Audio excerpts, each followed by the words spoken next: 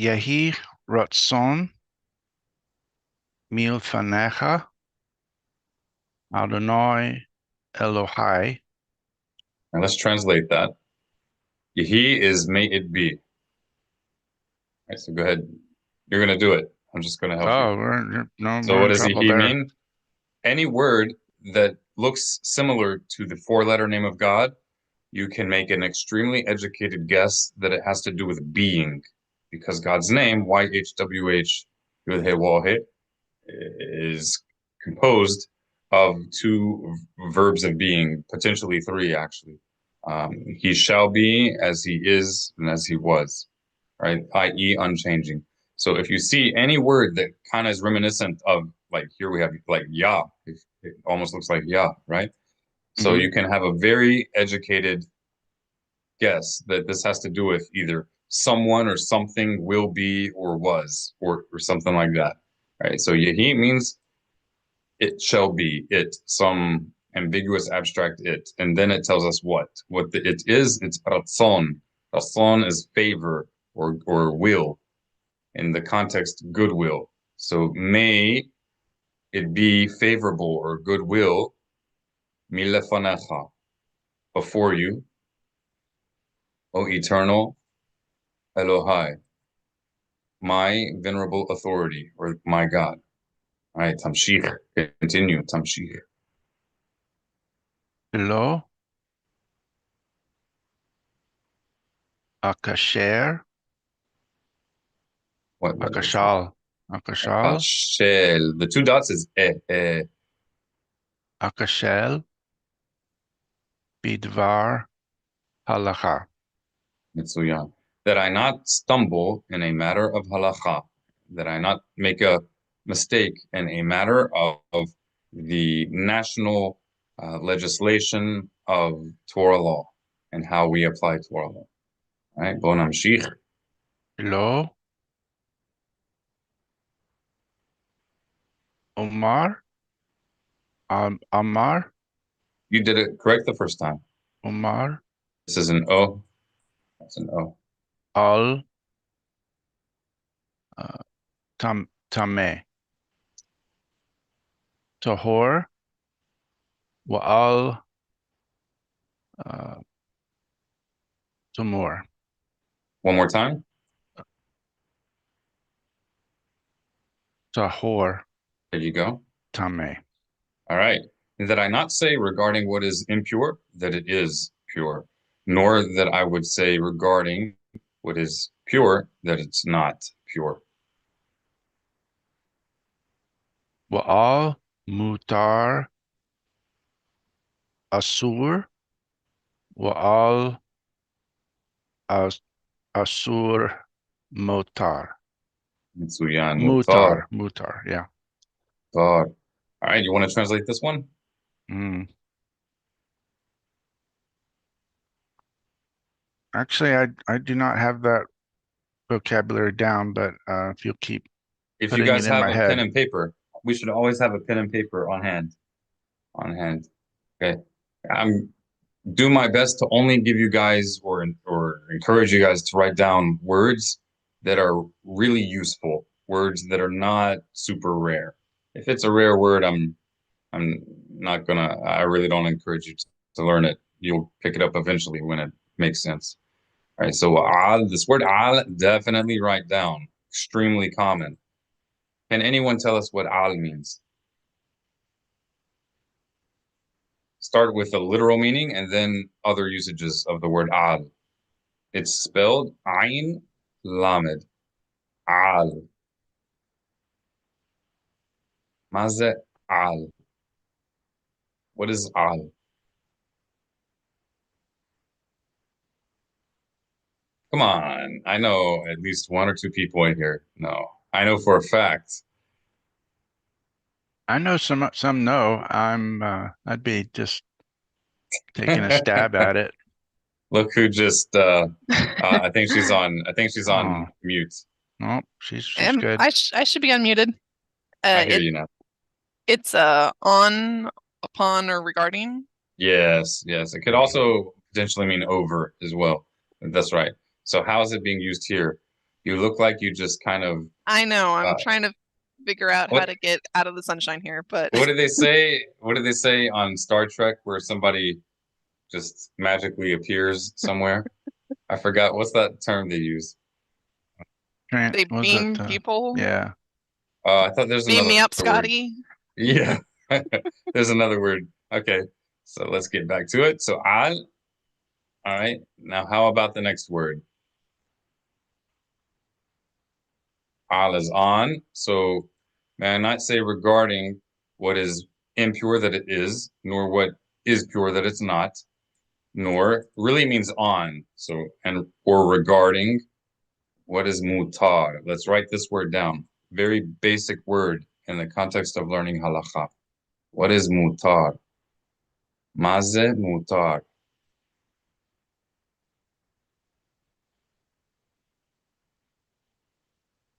So mutar comes from a word that really means to unbind or to like untie.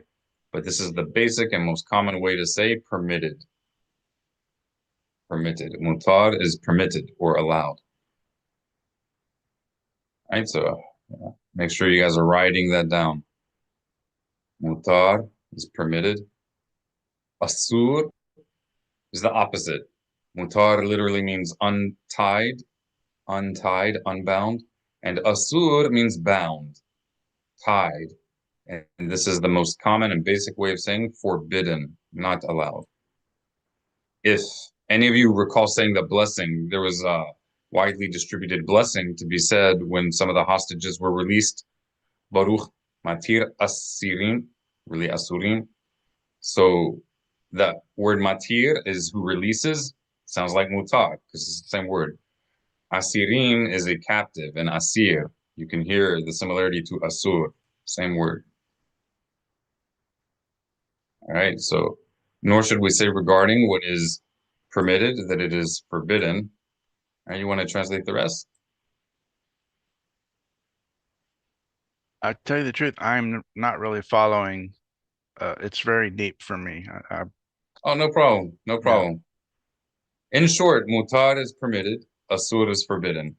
So nor regarding what is forbidden that it's permitted. That's it.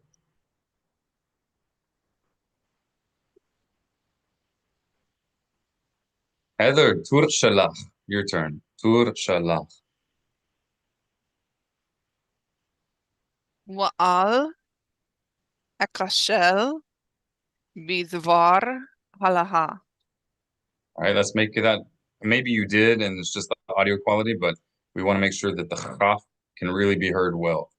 All right, Halacha. yes, as opposed to het, which is a much more delicate sound. All right, bo'in netargem. Let's translate. What is the difference between al with an ayin and al with an aleph? This is something also we want to write down. It highlights the importance of distinguishing between letters that are popularly conflated, letters in Hebrew that are popularly pronounced exactly the same as others when they should not be. All right, maze al. What is al? I So know this, but apparently, I 1 can give hour you less of multiple sleep. choice. It's okay. It's okay. I'll give you multiple choice. So what did you say al with an ayin means? On about. Correct. Correct. Now al with an aleph it's a negator, like the word lo, no or not. So al, it's the same letters as lo, just flipped. Instead of lamed aleph, it's Okay. aleph lamed, and it means don't or shall not. Okay, so it Right. can be kind of like a command negator, don't, but it can also be shall not. So, and that I shall not Good. stumble. Yeah, this root word kaf shin lamed means stumbling. You don't really have to, I'm not going to tell you guys to write that down because other than in the context of this blessing, you're probably not going to see it often unless you have children and you're speaking to them in Hebrew. Don't stumble. All right. All right. Milah haba'ah, next word. Milah haba'ah. In a matter. Good. So be is in, at, on, about, and davar is a matter, a thing. Halacha. All right, so let's express this in your own words. وعلى كشل بدvar halacha. And that I not stumble in a matter of halacha. Mitsuyan. Mitsuyan. All right, tamshichi. Unless we have another, does anybody want to volunteer? Or do we want to keep Heather in the hot seat? You're being cruel to you, Heather. Let's go. Wa ismahu bi havarai. All right, boy natargem. Let's translate. ويسمحوا ويسمحوا.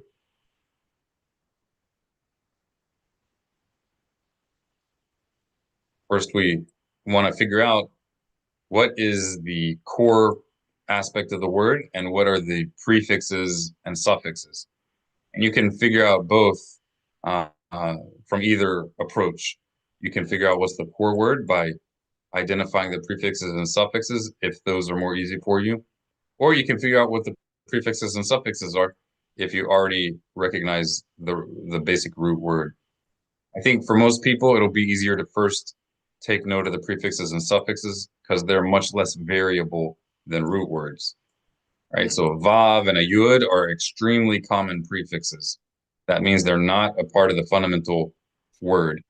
And u is an extremely common suffix, which again, as a suffix, means it's not a fundamental part of the word. So if we can identify those, not just with this word, but with any word, then it makes it much easier to isolate what the basic word is that we're looking at. Right? So simah, same root as simaha.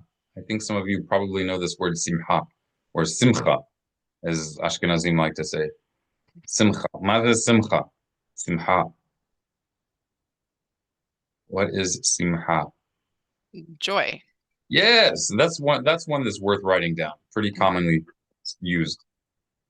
Okay, so this prefix, the wa or the va in modern Hebrew, what is that? And. Chon. That's right. The yud prefix, what does a yud prefix indicate?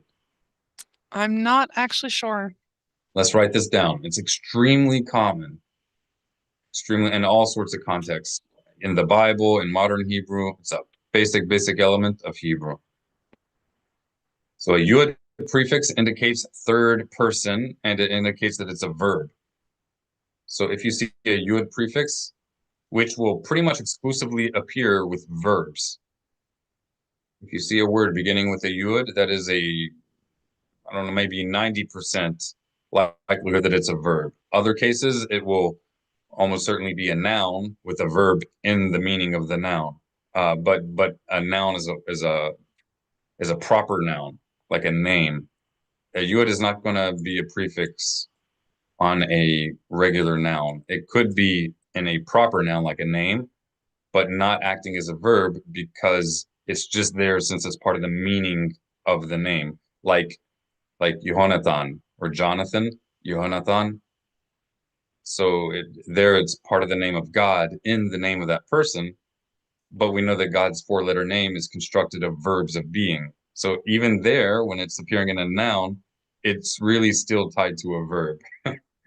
And that's in the minority of cases. Typically, you see a yud at the beginning of a word. That's a very confident way of knowing that it's a verb and not a noun, right? And it's indicating a third person verb. That means someone else, not you, not someone you're talking to, but someone else is doing that action. So it's not going to mean and we, because Correct, that because would that is be not third including person. myself. Yeah. Correct. And We they, is first person. It's a they or a he. It's going to be either a they or a he. You can know whether it's a they or a he, depending on whether the word that starts with a yud ends with an u. If it does not end with an u, it's a he, and he shall rejoice. Yismah. and if it If it was ends with an u, ah, say what? and if it ended in an ah, A verb is not going to end with an ah. okay. So oo would Not mean not he. typically. I can't think off the top of my head anything like that. There might Okay. be. Go ahead. It would be an anomaly or exception to the rule. So So if and he here. yeah, that would be Yismah, and he shall rejoice, right? If it's got an u at the end, you have the yod at the beginning and an u at the end. That tells you it's plural, third person plural, which is they. They is third person plural, right? So they shall rejoice, and that's exactly what it is here. So the yod prefix indicates several things, all that in one letter. That's why Hebrew is so much more concise than English. It's extremely, what is the term? Extremely Not sufficient. common, but No, there's a word, sufficient. Concise, Like, dude, consolidating work. There's a word in, concise.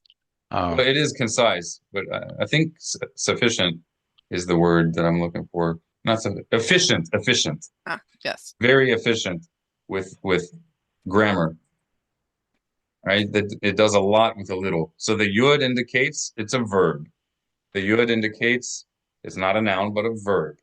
The yud prefix indicates that it is third person, that it's an action being done, not by myself, not by any group I'm part of, not by the person I'm speaking to, but rather by a third party, third person.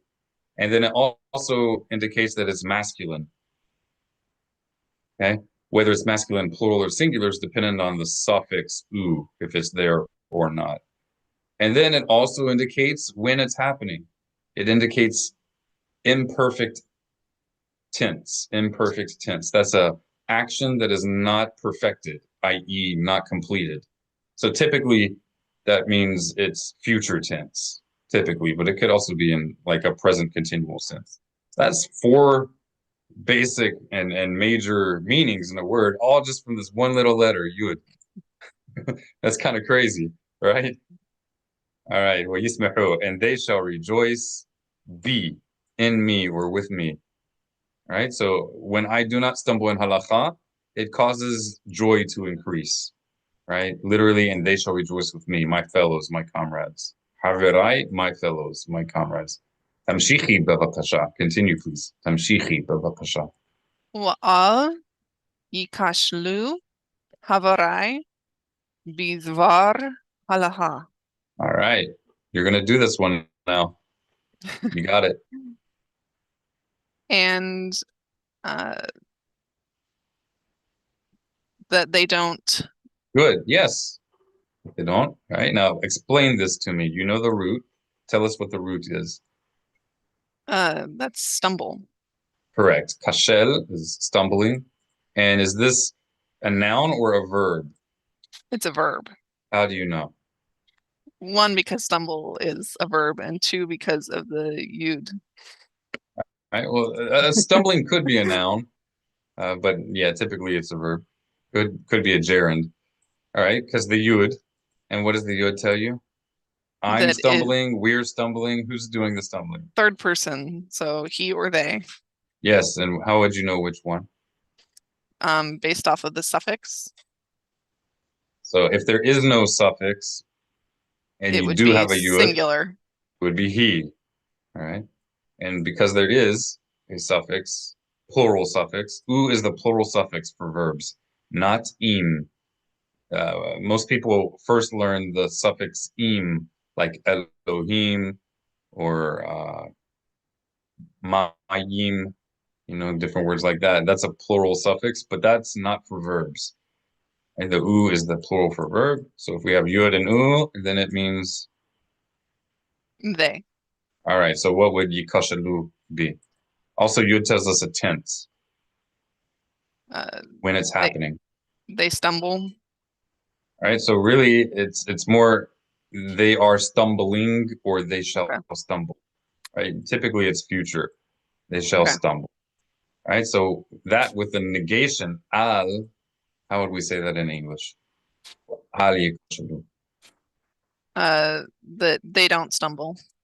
Correct. Or they shall not Shall stumble. not Right. stumble. Same idea. Same idea. All right. And who's not going to be doing the stumbling? Usually in Hebrew, the order of the elements of a sentence is not like in English. Usually in English, we first identify the one doing something, the subject. In Hebrew, especially classical Hebrew, typically, and it's not fixed in stone, set in stone, but typically you're going to have the verb first, and then it will identify who's doing the action. That's what's going on here. And not shall they stumble. Who? My fellows. Haverai. Haver is a fellow or a friend, and haverai are my fellows. Right? The I suffix are mine, plural. Milah haba'a. In a matter of halacha. Beautiful. So in my fellows, may they not stumble in a matter of halakha. And we have this beautiful typo here I keep not fixing. It should be a dot on the left side, right? Like we have over here, Wa esmach. right? Let's break this down. I don't know if you know it, but if you do, at least tell us, is this a noun or a verb and how you know?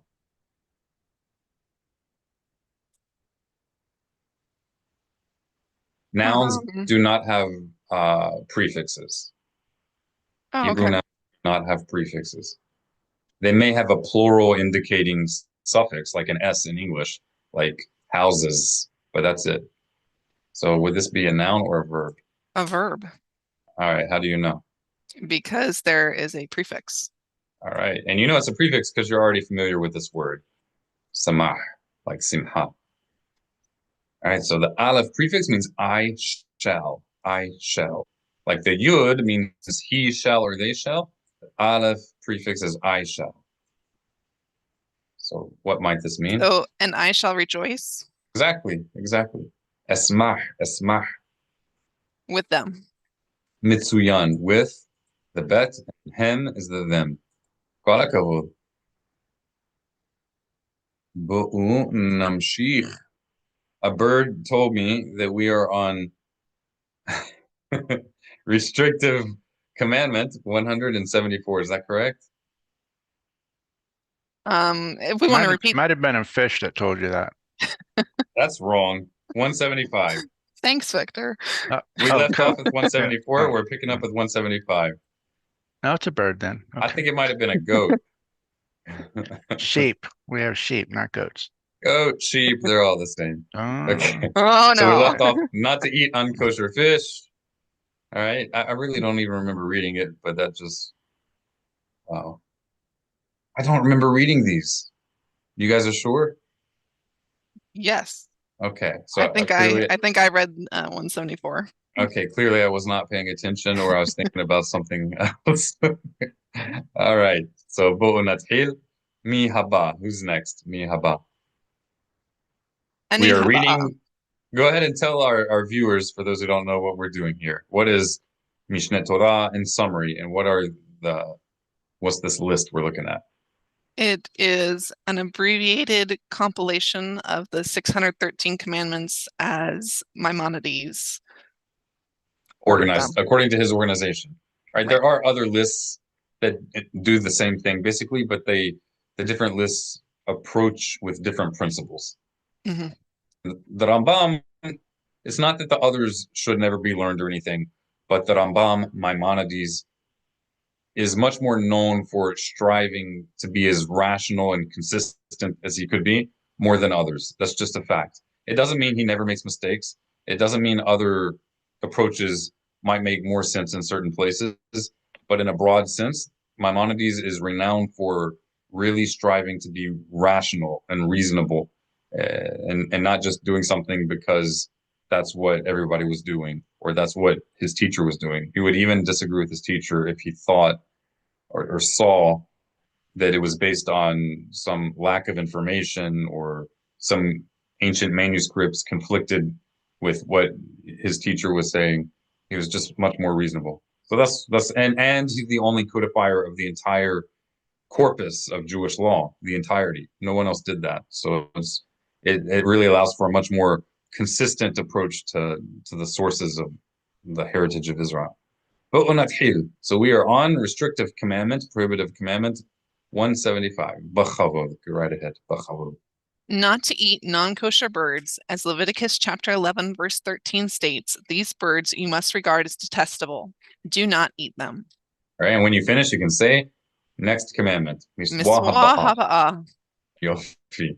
Mi haba. Who's next? Mi means who? Mi haba. Mi haba. Ani ani haba, Yofi, b'chavod. and I'm gonna need an asterisk by 175 because I'd like to look at that again, or I could ask quickly. The non-kosher birds is referring to the species, not the method of slaughter here. Is that correct? Absolutely. Or, Yeah, yeah. okay, No, it's just talking about species. just the list. Yeah. Okay. Slaughter is its own miswa. Yeah. Not to eat flying insects, as Deuteronomy 14:19 states, every flying insect that is non-kosher for you shall not be eaten. All right. And the word insect is more broad in English than it is in Hebrew.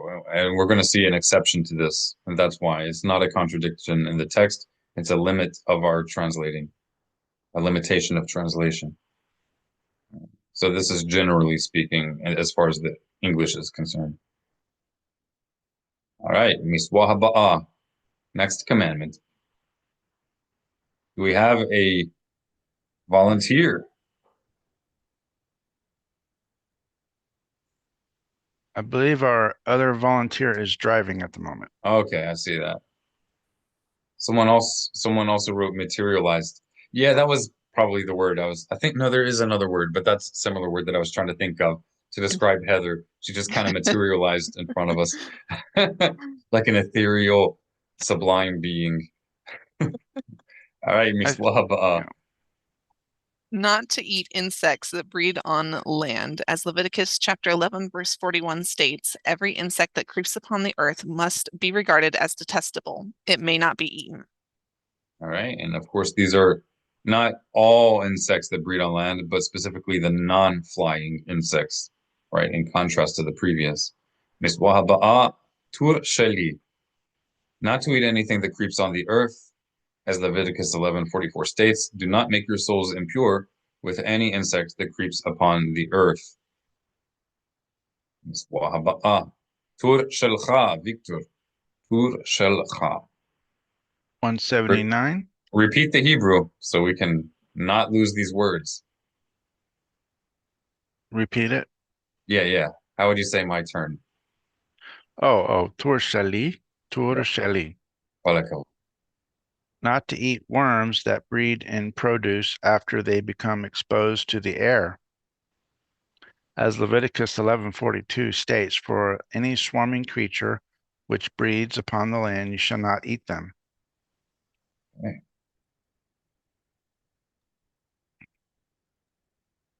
Miswah haba'ah, not to eat swarming creatures that breed in the water, as Leviticus chapter 11, verse 43 states. Do not make yourselves detestable by eating any swarming creature. Okay. Tell me my turn. Tur shali. But tell me it's mine and not yours.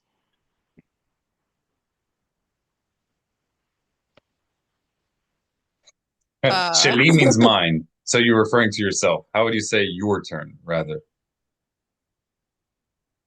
I'm not sure. Okay, so it's simple. Everyone's favorite Hebrew sound, the chaf, say that facetiously. That is consistently the way you refer to the second person. What was that, Victor? Yes, tur shelcha. So shel is of with the suffix cha, your. Tur shelcha. Go ahead, Heather, tell me your turn. Tur shelcha. Yofi. And that is the masculine. Feminine is tur shelach. So same letter as a suffix, but the vowel comes before it for female, for referring to a female. All right, tur sheli. Did Tur you just read shali. 180? I think you read 180. Yes. Yes. Yeah. You want to go, Victor? Tur shelcha. Um, Tur shelcha. Your turn. not to eat carrion, as Deuteronomy 14:21 states, do not eat carrion. Maze carrion. Maze. What is maze? Well, I think it's a bird of some sort, right? Carrion is like a animal that died by itself. Or Oh, oh, it may not have died by itself, but it's like a carcass. I'm thinking of a different word. What's the Hebrew word? Nevela. Novella. Yeah. Okay. Right? And what do we say for Mm. next commandment? Uh, You better not use a thick American accent. I'll send you that dog gif where the dog slaps its owner. That's not right.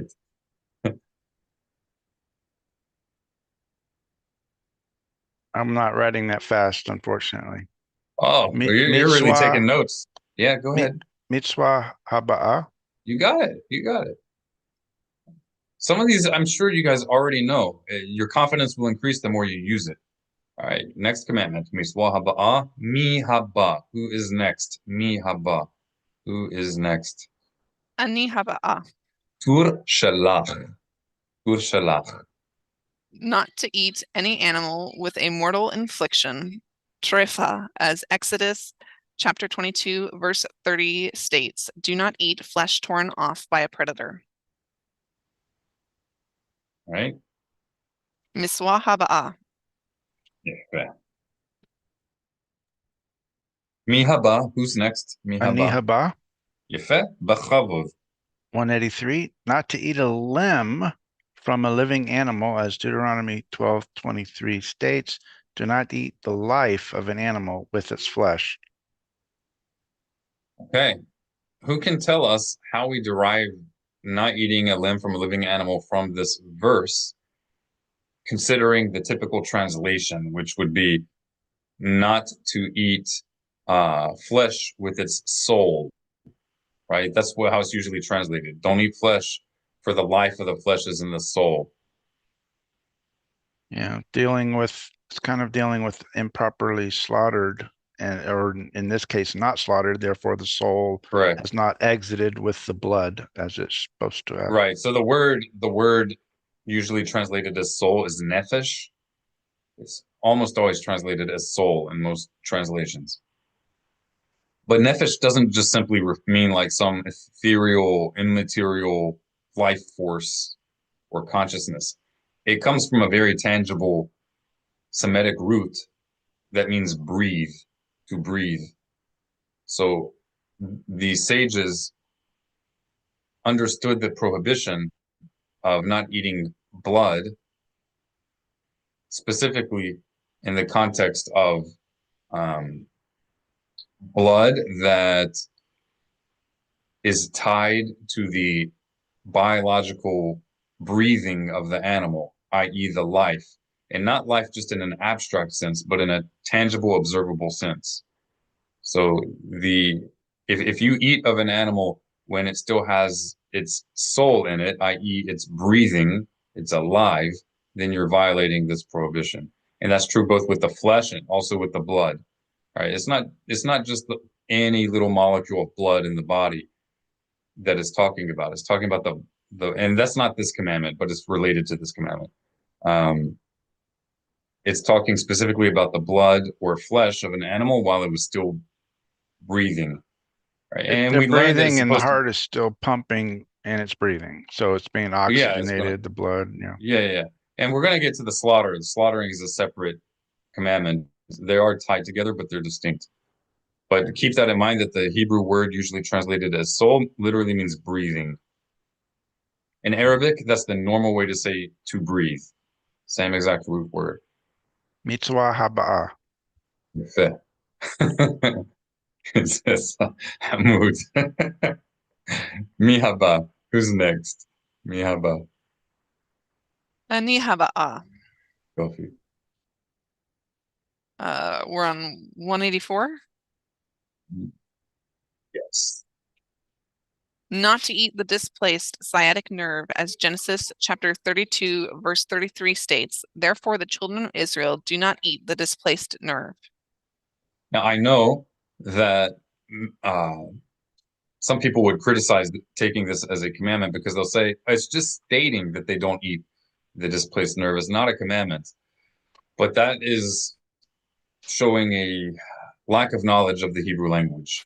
Now, you could actually understand it either way, but how can we say that it could potentially be a commandment?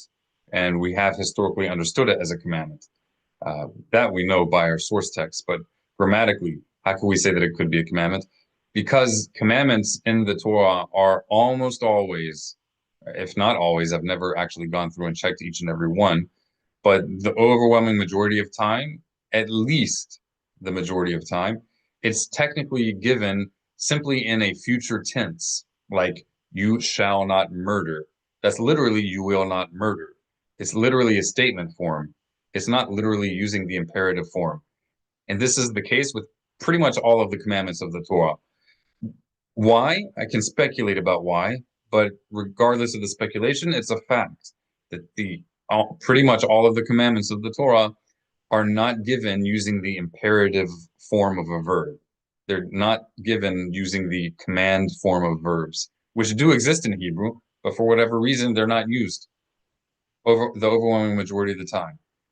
So the majority of the time, although it may be translated in a way in your Bibles that look like an obvious commandment, like don't murder or uh, do this or don't do that. In the Hebrew, it's literally saying you will or you will not.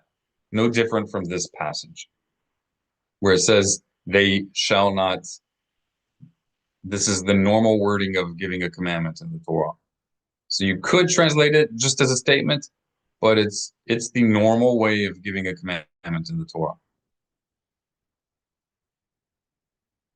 The All word right. displaced is new to me. I'm curious why that was chosen here. This is probably just the literal meaning of the word nashe. Gid is the word usually translated as nerve. It could also refer to a ligament. And nashe is referring to the name. It's the name of that nerve. And almost every word in Hebrew has a known meaning. Right? Names aren't just random. So it may be that this is a.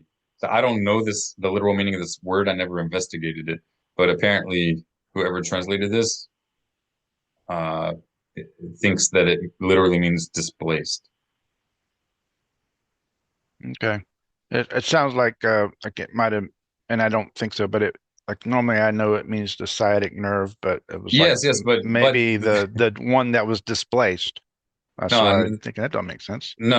It's Mhm. forbidden regardless of whether or not it's displaced. All right. What I'm saying is the translator probably put this here because they understood that that is the actual name.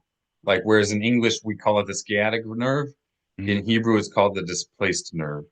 So it's not saying it's only forbidden when it's displaced, but rather this is the name of that specific nerve. Just like this word sciatic, we associate it with a specific nerve, but I'm sure if you look, I'm going to do it real fast. I'm sure it has a literal meaning, and that literal meaning may not be readily apparent to us in connection to like why it would be called that. I could just see What is the people looking at the etymology of translation. sciatic? I could see people looking at the translation and saying, no, it means that it has to be displaced before you can't eat it or something, and arguing a point, you know. Yeah. So I'm like, So so sciatic comes from a Greek word that means hip or loin. And you could do the same thing with the word sciatic if you actually looked into the etymology of it. You could say, if you're just looking at this and being ultra literal, you could say, oh, any nerve that's in the loin or the hip is forbidden, but it's not the case. It's a very specific one. We have to know the difference between the basic literal meaning of a word and how a word is used in context, right? Connotation, and that can be different from its literal meaning. Same, it's true both with the word sciatic. You should not understand it in its original Greek context, but how we use it in English. And same with the word displaced, assuming that's the literal meaning. It doesn't mean any nerve that's displaced. It's referring to a specific nerve that we call displaced. That's the name of it. That's the way the translator was understanding. All right, Miss Wahaba.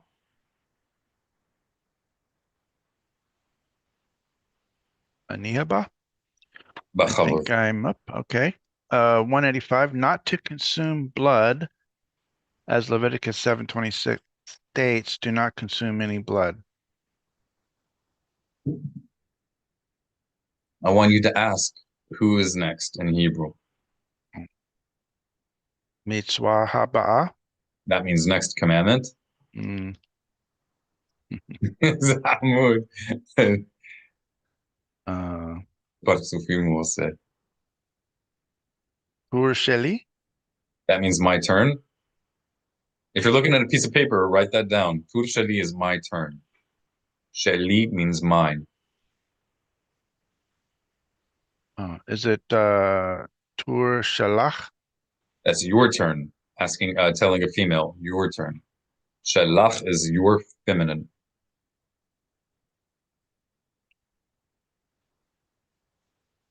I am sure several, if not all of you, know this song. Mi chamocha ba'elim Adonai.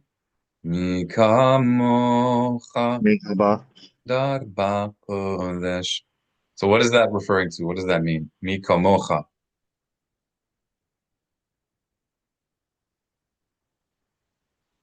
Who is like you? That's right. That's right.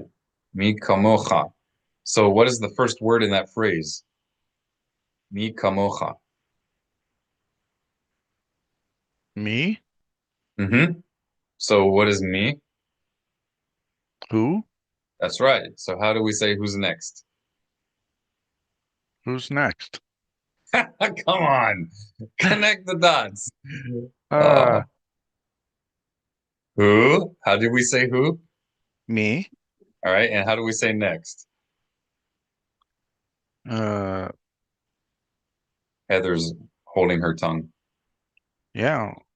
Well, it's gonna take me a minute. How do you say I'm next? Tur Sheli. That's my turn. Oh, Ani Haba? That's it. Mi That's Haba. it. And there you go. So how do you say who's next? Mi Haba? That's it. You got it. All right. So today we learned that in Hebrew, me is who. And to keep it fun, if you say who in Hebrew, you're saying he. And if you say he in Hebrew, you're saying she. So it's like a whole circle of weird coincidences. All right, mihaba. Robert, did you want to jump in? Yeah, it said something, but it wasn't clear. All right, I yalla. believe he said Mi Habaz. I think he answered it earlier. Ah, probably did. Yeah. Heather tur shalach. Tur shalach. Not to partake of hard fat, as Leviticus chapter 7, verse 23 states, do not eat any of the fat in an ox, sheep, or goat. All right, this kind of fat is in the organs or surrounding the organs of these animals, and this is only of who can tell us? The three All animals? species. Is No, it all animals? Is it domesticated animals, or is it only wild animals? it's going to be probably even more specific, I think. Alter permissible animals. Alter permit. Okay, so it's only domesticated, kosher domesticated animals. We're not allowed to eat the fat of their internal organs. Which And would it's a be specific type of fat. a Correct. cow, Goat.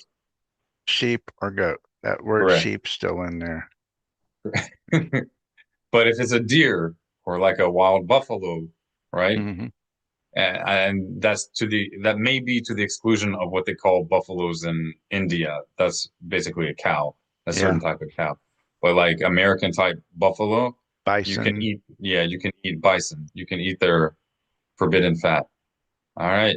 Well, it's not forbidden on their body. Correct. That's right. You're Yeah, right. deer's fine. So people referring to tallow lately, what can I Tallow, make tallow? I'm pretty sure that's referring to the fat of the tail. That's not the same as hela, unless I'm Yeah. wrong about what tallow means. Yeah, I think they just take the fat, render it down to make a cooking oil out of it. So I No, think it's any just a broad fats term. can do it. Yeah, Well, if it's a broad term, then it would just depend. We can't say it's forbidden or permitted. right. Like Depends. can you get a kosher tallow? I think you can. In fact, I know Of you course. can. If Yeah. it's just a broadly refers to animal fat that's isolated, then it would just depend on where they're getting it from. Right. All right, miswaha ba'a. Anihaba, Bakhabad. not to cook meat and milk together, as Exodus 23, excuse me, 19 states. Do not cook a kid in its mother's milk. All right, this is one example among many, many examples of the Torah commandments where a commandment as is given in the text may appear more broad than the sages of Israel explain it to be, and other times it may be less broad than a casual reader may assume. It could be more broad or less broad.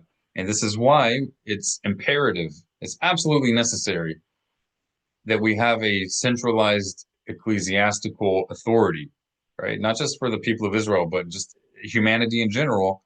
Any text that is endowed with a lot of reverence and authority, you have to have, if you're going to be a functioning society based on that text, you have to have an agreed upon interpretive body for how, as a society, we're going to apply it. Otherwise, it's every man for himself, and you don't have a cohesive nation or cohesive community. So in this case, one may actually look at it in both ways. One may say that the prohibition of meat and milk is very limited, specifically when the child is in its mother's milk. One may also look at it in a very broad way and say that it's only when you cook a child in its mother's milk, but it's for any animal, any kind of kosher animal, right? And so you could approach it from a more limiting way or a more broad way, or a combination of the two. Our sages approach this with a combination of the two, both in a broader way and a more limited way. How is it more limited? Because they only applied this to domesticated animals, not to wild animals. And the mainstream opinion is that it's rabbinically prohibited to partake of milk and meat that's deriving from wild animals, right? That's the wild kosher animals. That's considered a rabbinic prohibition, meaning it's permitted from the Torah, not included in this prohibition. It's understood that this is broad with regard to all domesticated animals, even if it's not a child, even if it's not the baby in its mother's milk, but any meat of that domesticated species in any milk. So then one So, would ask, go mhm. ahead, Well, go ahead. so the Torah is stating no cheeseburgers. Rabbinic commandment would be no bison Correct. cheeseburger. But technically, if Or you did that, you would not be violating the Torah, right, right? Go ahead. except outside of the idea that disobeying the rules of the Sanhedrin is Correct. disobeying Torah. But Now it gets that's true. That's correct. Now it does get a little bit gray, and people don't want to admit this, but the fact of the matter is, a large percentage of the halachot, of the practical laws that we find in the Talmuds, are not actually deriving from the Great Sanhedrin, but they're deriving from, and this is the gray area. They're deriving from universally recognized scholars of the people of Israel who were not sitting as active members of the Sanhedrin, but post destruction of the temple were acting as a de facto Sanhedrin that the majority of the people of Israel accepted upon themselves in place of the great Sanhedrin, because we just simply didn't have one. So they do have a type of authority, but it's an authority that's not deriving directly from the Torah. Rather, it's an authority that's deriving from the authority that the people themselves have given them. You understand what I'm saying? It's kind of like the U.S. government in a way. the laws that they've accepted upon themselves based on Sanhedrin understanding and writings, or Now, not. okay, let's put it this way. The Torah only God commands us to heed the instructions of the sages of Israel when they instruct us from the place that he would choose. It's not just from any random location. It could be the same judges, but they're not in the place that God chose. It's not falling into that parameter that God commanded in Deuteronomy chapter 17, verse 8 through 11. Right? It has to be from the place that God chose. Otherwise, you could have multiple different courts competing with each other in different Sure. locations, like we have today. Right. And there is a need for courts, even if we don't have a Great Sanhedrin, we have a need for scholarly input. So we're not just a bunch of fools, you know, doing whatever whim occurs to us. So what I'm saying is that many of the laws in the Talmuds, both Talmuds, are they are legal uh, opinions that are not coming from the Great Sanhedrin. Much of it is coming from the Great Sanhedrin, but not all of it. So you have to investigate to determine whether opinion XYZ is post Sanhedrin or pre Sanhedrin from the Sanhedrin. Would you say that their writings are dealing with things that the Sanhedrin had not directly addressed? Many, not all of it, but much of it, much of it. So But much of it again, is also stuff that. Go ahead, go ahead. the writers of the Talmud who's having to come up with, what do we do now kind of a thing, are going back Correct, to Torah, they're going back to the sages, and they're developing correct. what must be correct. Or what And that's what this, they're aiming at. That's what they're right, aiming at. And without a doubt, they're more informed on the general system than the average person today would be.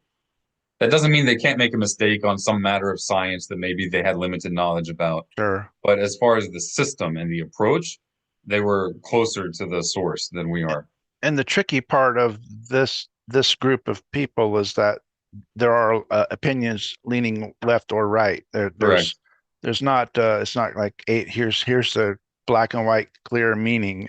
Correct. It takes a little bit more study or Now it's very easy, research. and it's very easy to make the mistake of conflating the sages of Israel who were positioned in Yavne, which is a city that they met in and convened in after they were uh, expelled from Jerusalem, after the temple was destroyed.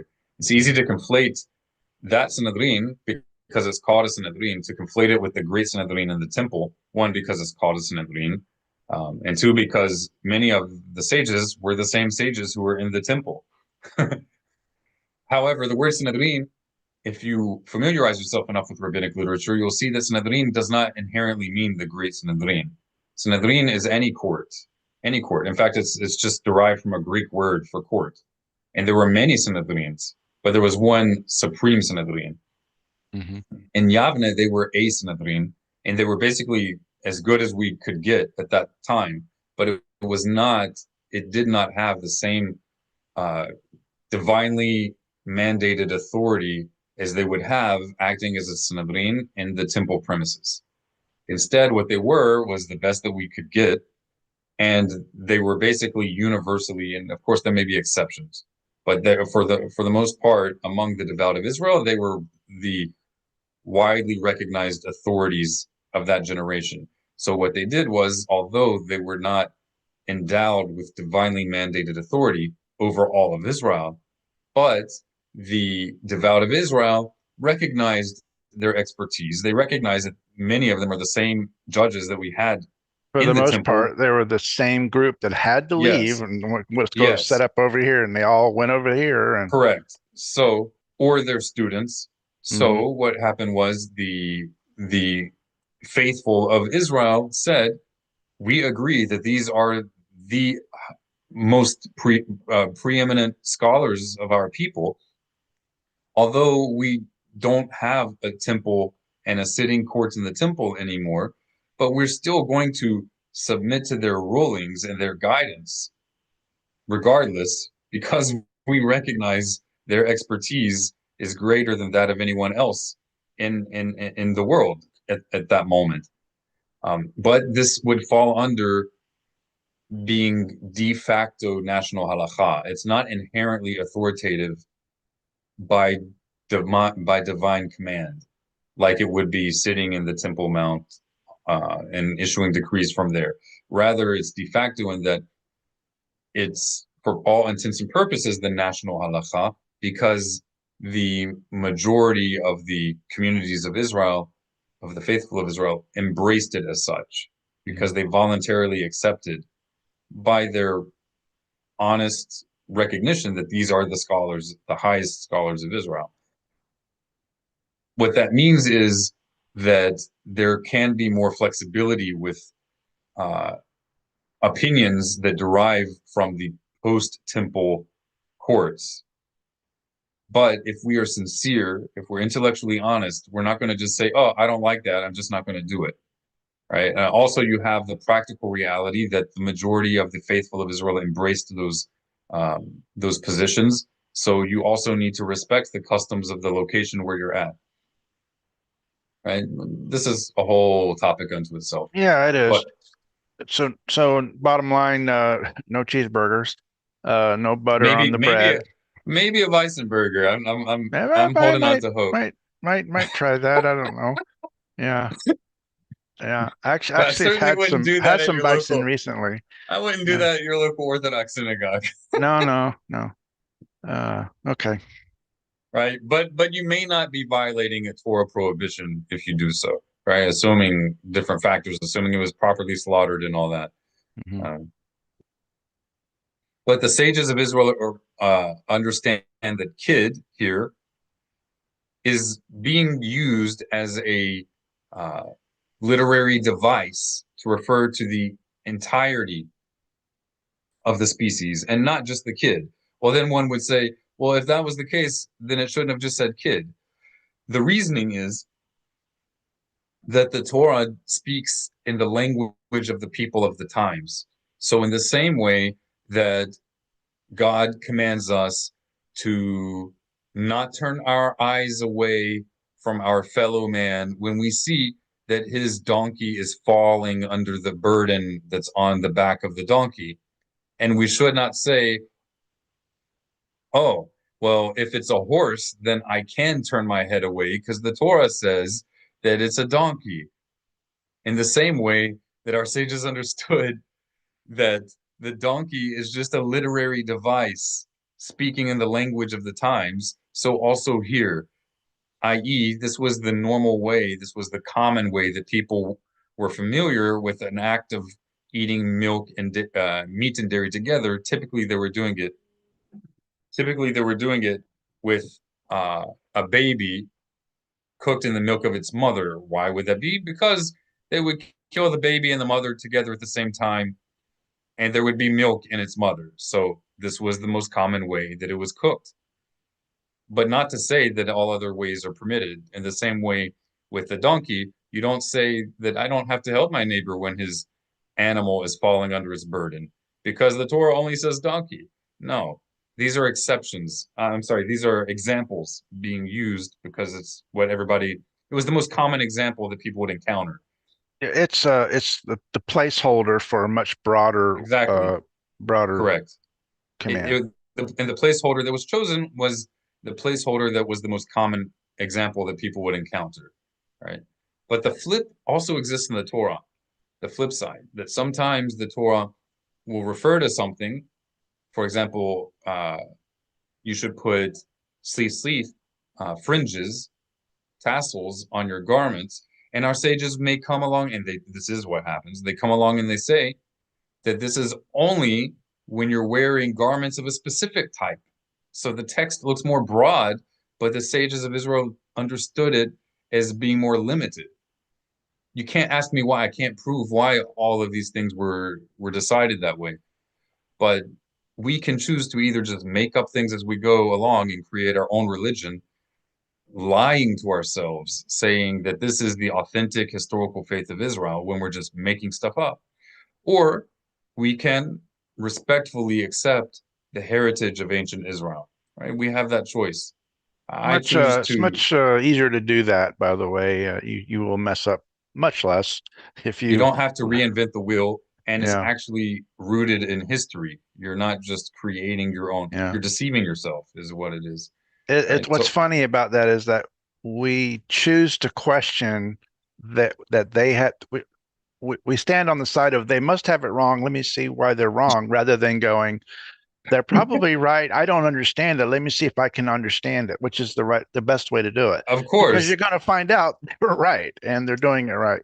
But Otherwise, this, yeah, you're literally like, honestly, it's rather audacious. It's like, certainly my redneck self who grew up in rural Louisiana with no Jewish heritage that I inherited, with no knowledge of Hebrew, right?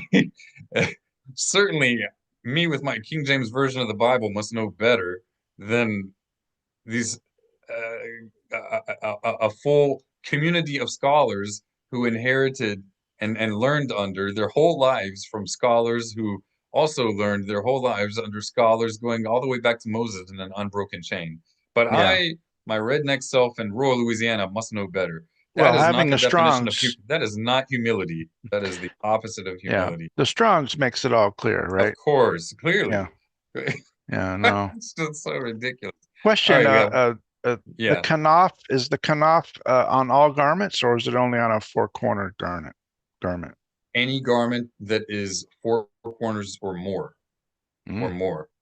And that doesn't mean you're prohibited. It doesn't mean that you're sinning if you put fringes on a garment that's less than four corners. You okay. are sinning if you are saying, if you're Saying it. asserting that it is a commandment to put fringes on a garment, even if it's less than four corners. Then you're sinning by adding to the Torah. But it doesn't mean you're sinning if you put a fringe on a two-cornered garment. The sin occurs when you violate the instruction of our sages and you're establishing a new religion, a Mm, new commandment in the Torah, and you're saying, my personal interpretation is the definitive interpretation. That is adding to the Torah. Also, the sages limited it as a Torah obligation to linen and wool. If the garment is not linen or wool, they still enacted a halacha that you should put the fringes on it if it's four or more corners, even if it's not linen or wool. But that has a status of a rabbinic obligation, not a Torah obligation. All right, miswah ha'aharona. Miswah ha'aharona, the final commandment for today. Mi rotze dikro, who wants to read? Mi rotze dikro. Dikro. Mi rotze dikro. All right, not to eat meat and milk together. Okay, this is distinct from the previous one about cooking. There are two distinct restrictions. You shouldn't cook meat and milk together, whether or not you're going to eat it. This is specifically domesticated milk and domesticated meat. So if you cook undomesticated milk and meat together, you're not violating this, not from the Torah.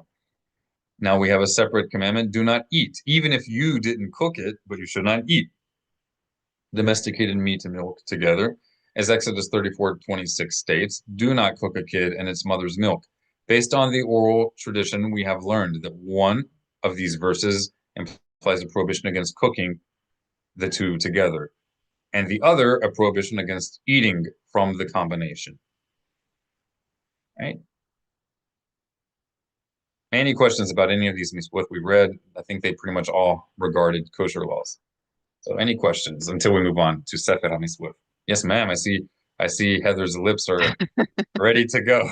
Go ahead. Yeah, so a common objection I get is about eating chicken and milk together because Ah, chickens don't produce milk. that's So correct. what would So there you is, go ahead. what would you say to people who make that objection? There's universal uh, recognition, even in the ultra-Orthodox world, in all Jewish communities. If you're talking to educated people in any Jewish movement, there's universal recognition that chicken does not fall under this Torah prohibition. No, even the people in the yeshiva world, in the mainstream ultra Orthodox yeshiva world, even the people who will hit you upside the head, figuratively speaking, for eating chicken and milk, they will not say that chicken is included in this prohibition. They say it's forbidden, but they don't say it's forbidden because of this prohibition. They say it's forbidden by rabbinic decree. That's a very important and fundamental distinction. Nobody says that chicken, no educated person of any stream of Judaism that I've encountered, and I learned in Haredi yeshivot in Israel. Nobody says that chicken is included in this prohibition. If somebody is saying that, they're just unaware. That's different from saying you're not allowed to eat dairy with chicken. Okay.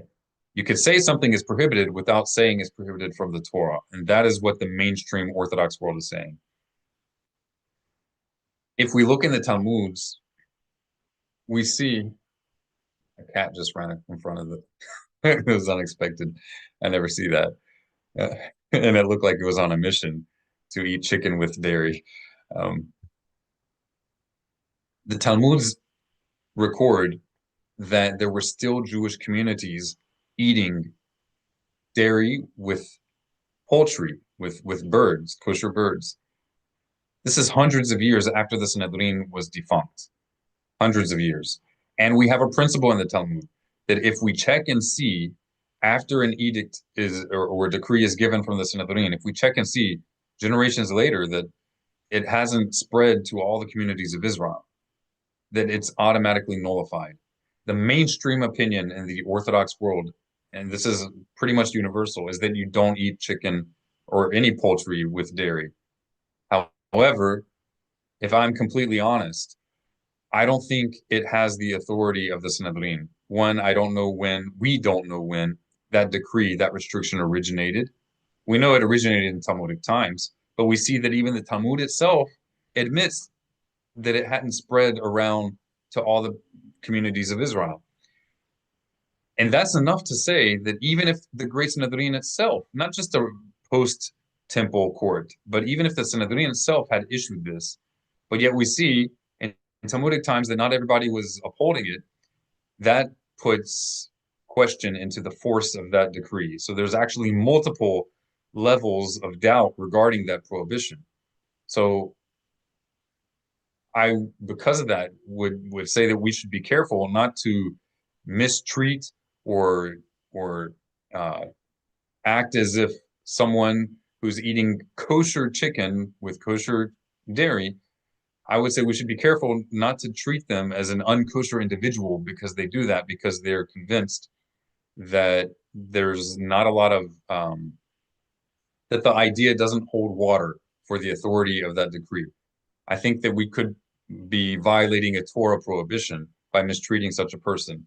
But on the other hand, we should also be careful not to uh, mistreat or take lightly or disrespect people, which is the mainstream Orthodox world, and many non-Orthodox conservative Jews who are careful to separate between milk and or any dairy and poultry because it's a clearly rooted uh, restriction in the Talmudic literature, right? So there's a difference between having an opinion and respecting other people and treating them with dignity and having an opinion and that something is or isn't required and then acting like anyone who disagrees with you is, a heretic or an absolute ignoramus. It is possible for reality to be a little more nuanced than that. And in this case, I think that especially considering that such a vast population of the Jewish people are hesitant to embrace Torah more fully because of little nuanced things like this, things that there's really place to say that maybe it doesn't have the full strength of universally authoritative rabbinic law. Maybe we shouldn't use it, make what did they say?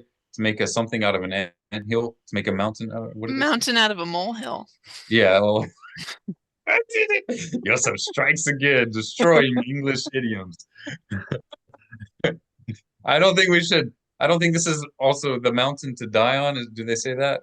The hill to die Hill on? to die on.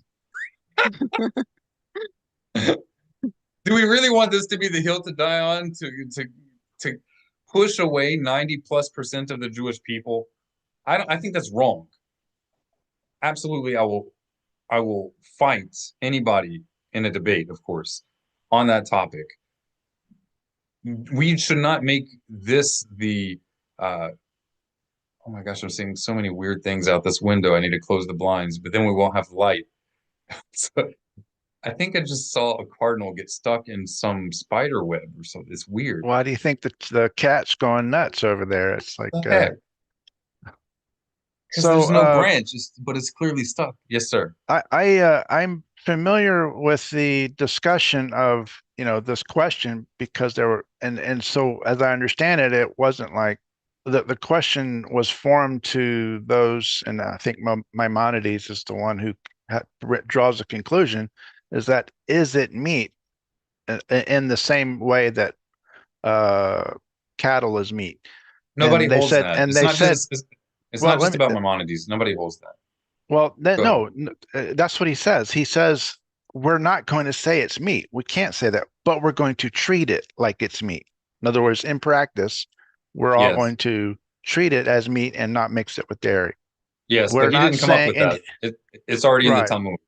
That's right, already in but the. in his code, I think he pulls that He out. does, yeah. Of course So, he brings it. Of course. yeah, There are also communities that don't eat fish with dairy, by the way. yeah, That's that's per heresy. I'm sorry. no, that's per that's pervasive in the Haredi Sephardic world in Israel, especially. And they'll look, some of them will look down on you if you do that. But Mm. Ashkenazim will have no problem. Even the Haredi Ashkenazim will eat dairy with fish. I think there is more, this is if I'm being completely honest. I think there's more than enough doubt to not look down on people who are eating kosher chicken with kosher Yeah, meat. I'm sorry, kosher chicken with kosher dairy. dairy. I think there's enough doubt as to the binding nature of this restriction, binding from a Torah perspective. The Torah binds us to the instructions of the sages, of the elite sages of Israel, as they sit and issue instructions as a united body in the place that Hashem would choose, in the temple premises, right? I think there's enough doubt regarding this specific restriction uh, of dairy with poultry. We have a doubt where it originated from. We don't know for sure that it originated from the great Sanhedrin. It certainly originated in the early generations of the Talmudic sages, at the least. But we don't know for sure if it came directly from the great Sanhedrin in the temple. And two, even if it did, we have a known law that I don't know of anybody who disputes it, and there may be somebody, but the general rule is that if there's a decree that's issued even from the Great Sanhedrin, but it doesn't take hold in all of Israel, then it's automatically nullified. That's why we don't require that a man, after a seminal emission, has to immerse in a mikveh before he can learn Torah. Nobody holds by that, even though there's an explicit decree like this in the Talmud.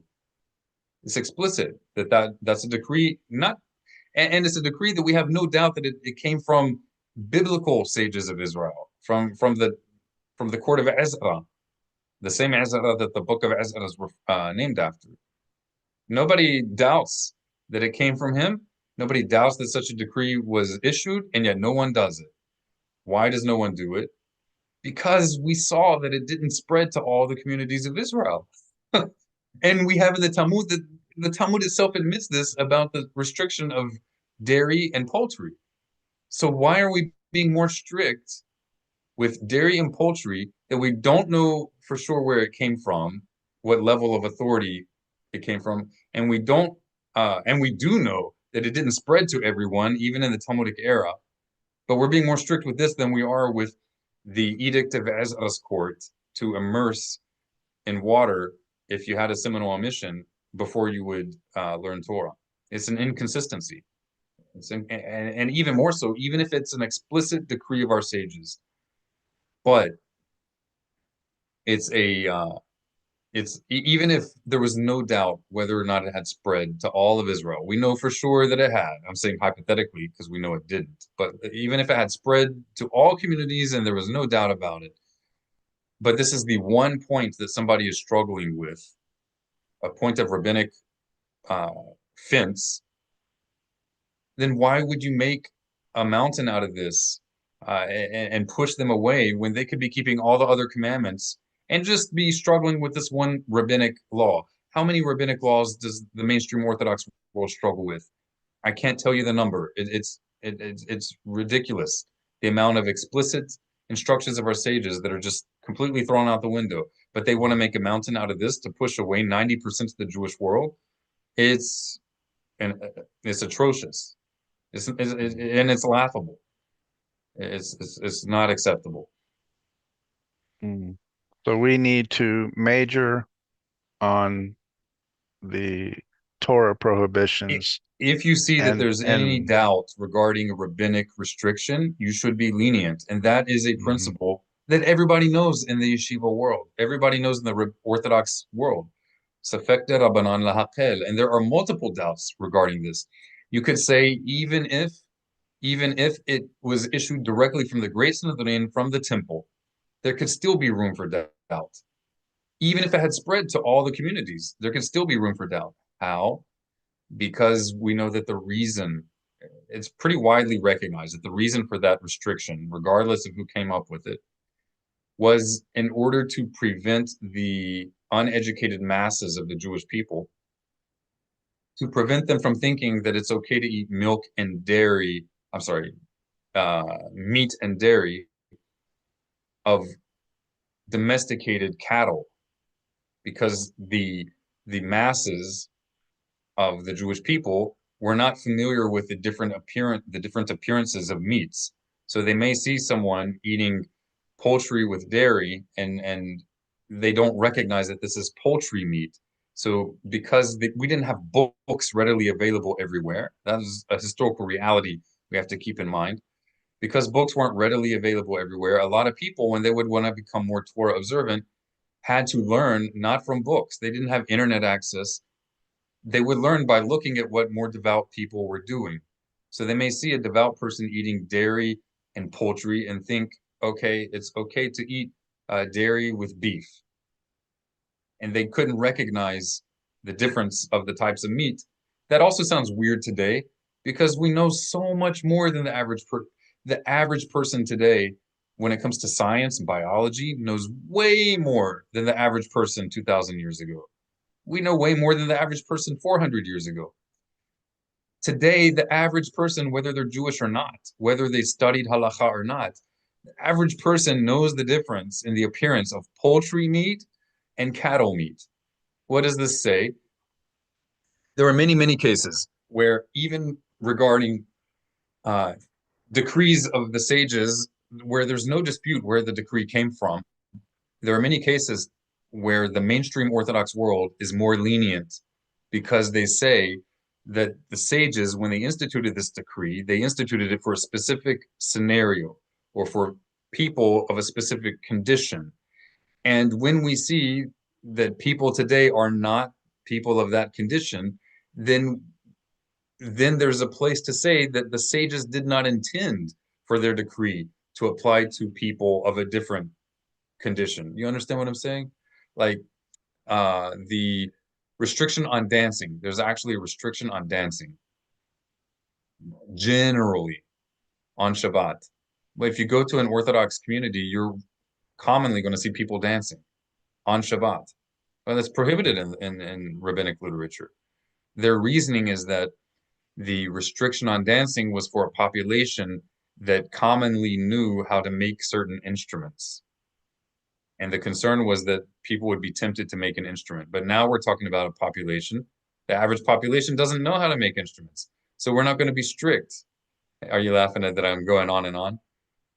I'm laughing. Yeah, we are kind of beating that kosher horse up, but yeah, that's interesting. It's funny that So we're gonna go to synagogue and start making instruments because it's time to dance, and there's so some used or to, that was a tighten concern. strings, I guess.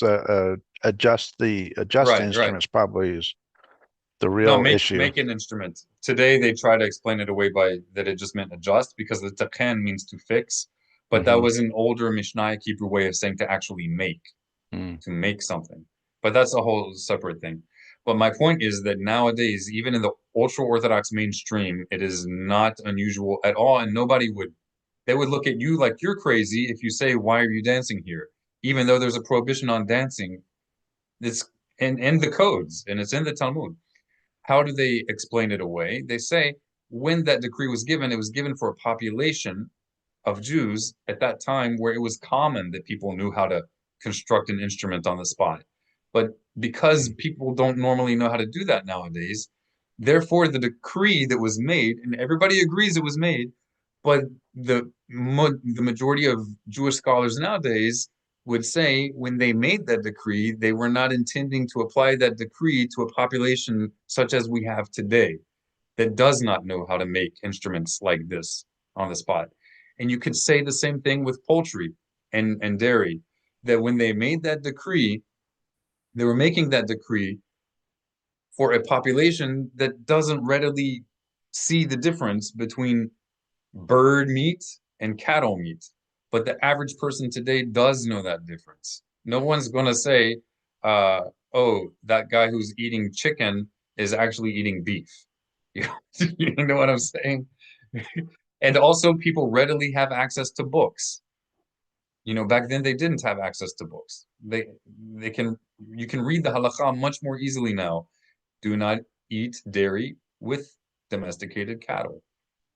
So what I'm saying is there's there's doubt on doubt. There's room for doubt on doubt regarding uh, the strict authority binding nature of that rabbinic concept of dairy and poultry. So it's okay to be strict in this area and do that. It's not okay to judge someone else who's not doing it. Correct. And I Yeah. would say it's proper that you not eat dairy with poultry if you're in a community where people don't eat dairy and poultry, right? Unless you want to make yourself problems. Yeah. When you're in a community, if there's something that's like a community wide, how would you say, guideline, and and it's not just with religion. Like if you're going to move into a community where the stipulation of that community is you move in here, you're going to be paying homeowners association fees. It doesn't mean you're saying that the Torah commands you to do that, but you chose to live in that community, Right. and that's the agreement. Then, if you don't like the decisions of the homeowners association, I mean, you can go and try to protest, but you can't say, I'm just going to ignore it and do my own thing. See how long that works for you. Yeah. you know, but at the Yeah. same time, even though that's the protocol of your community, you would be you'd be making a donkey out of yourself if you then go and judge all other people who live in different communities by the standards of your community. That's not right. In most communities, if you were to go and you walk into a dairy pizza joint, you're not gonna see chicken generally, or are It's there not even going to be communities an where you're gonna option. see it? It's Yeah, not so even an it's option at a kosher joint. don't Yeah. do it and don't judge those that do. Yeah. That's really the right thing. My main point here is 90% of the Jewish world is not seriously Torah observant. Why do we need to put stumbling blocks in front of them? I think it's a sin, to use the strongest English word I can, to make a mountain out of a molehill in this regard when there's so many more pressing issues to be looking at, even in the Orthodox world itself, so many things to be fixed. Yallah. Right. Miswahaba. Did we read the final one? I believe we did. Yes. Okay. I Yes, think we that did. was the final one. Yeah. Yes, that was. All right. A little birdie told me that we are on proactive commandment 35 of Sefer HaMitzvot. Mr. Victor, you want to tell us what is Sefer HaMitzvot? So the mitzvot we were looking at are the same mitzvot, very concise and short. This is 2 to 3 paragraphs, slightly more descriptive, explains a little more of each commandment, more in depth. That's right. I'm now thinking about I haven't. doubts on doubts on doubts. I'm thinking about some bison cheese with some poultry. Because Yeah. because the decree was about Yeah, Domesticated. you know Domesticated. the other aspect of that is chickens can't go on the altar. Yeah, no, nobody So holds that it's a Torah prohibition. Nobody right, holds right, that. right. That's not Well, even part of the discussion. well, I mean, what I'm saying is that does that mean that bison cheeseburgers are permitted? No, it's the same as this chicken issue. Potentially, yeah. But yeah, I mean, just when you're But having the meat, hold the cheese. It's, yeah, but what I'm there's another saying is point. even the original prohibition Yeah, did not include bison dairy. yeah, It didn't include that. That was for domesticated. yeah. The other issue, and you brought up that you with the having to do a mikvah before you could learn Torah or pray every every every time.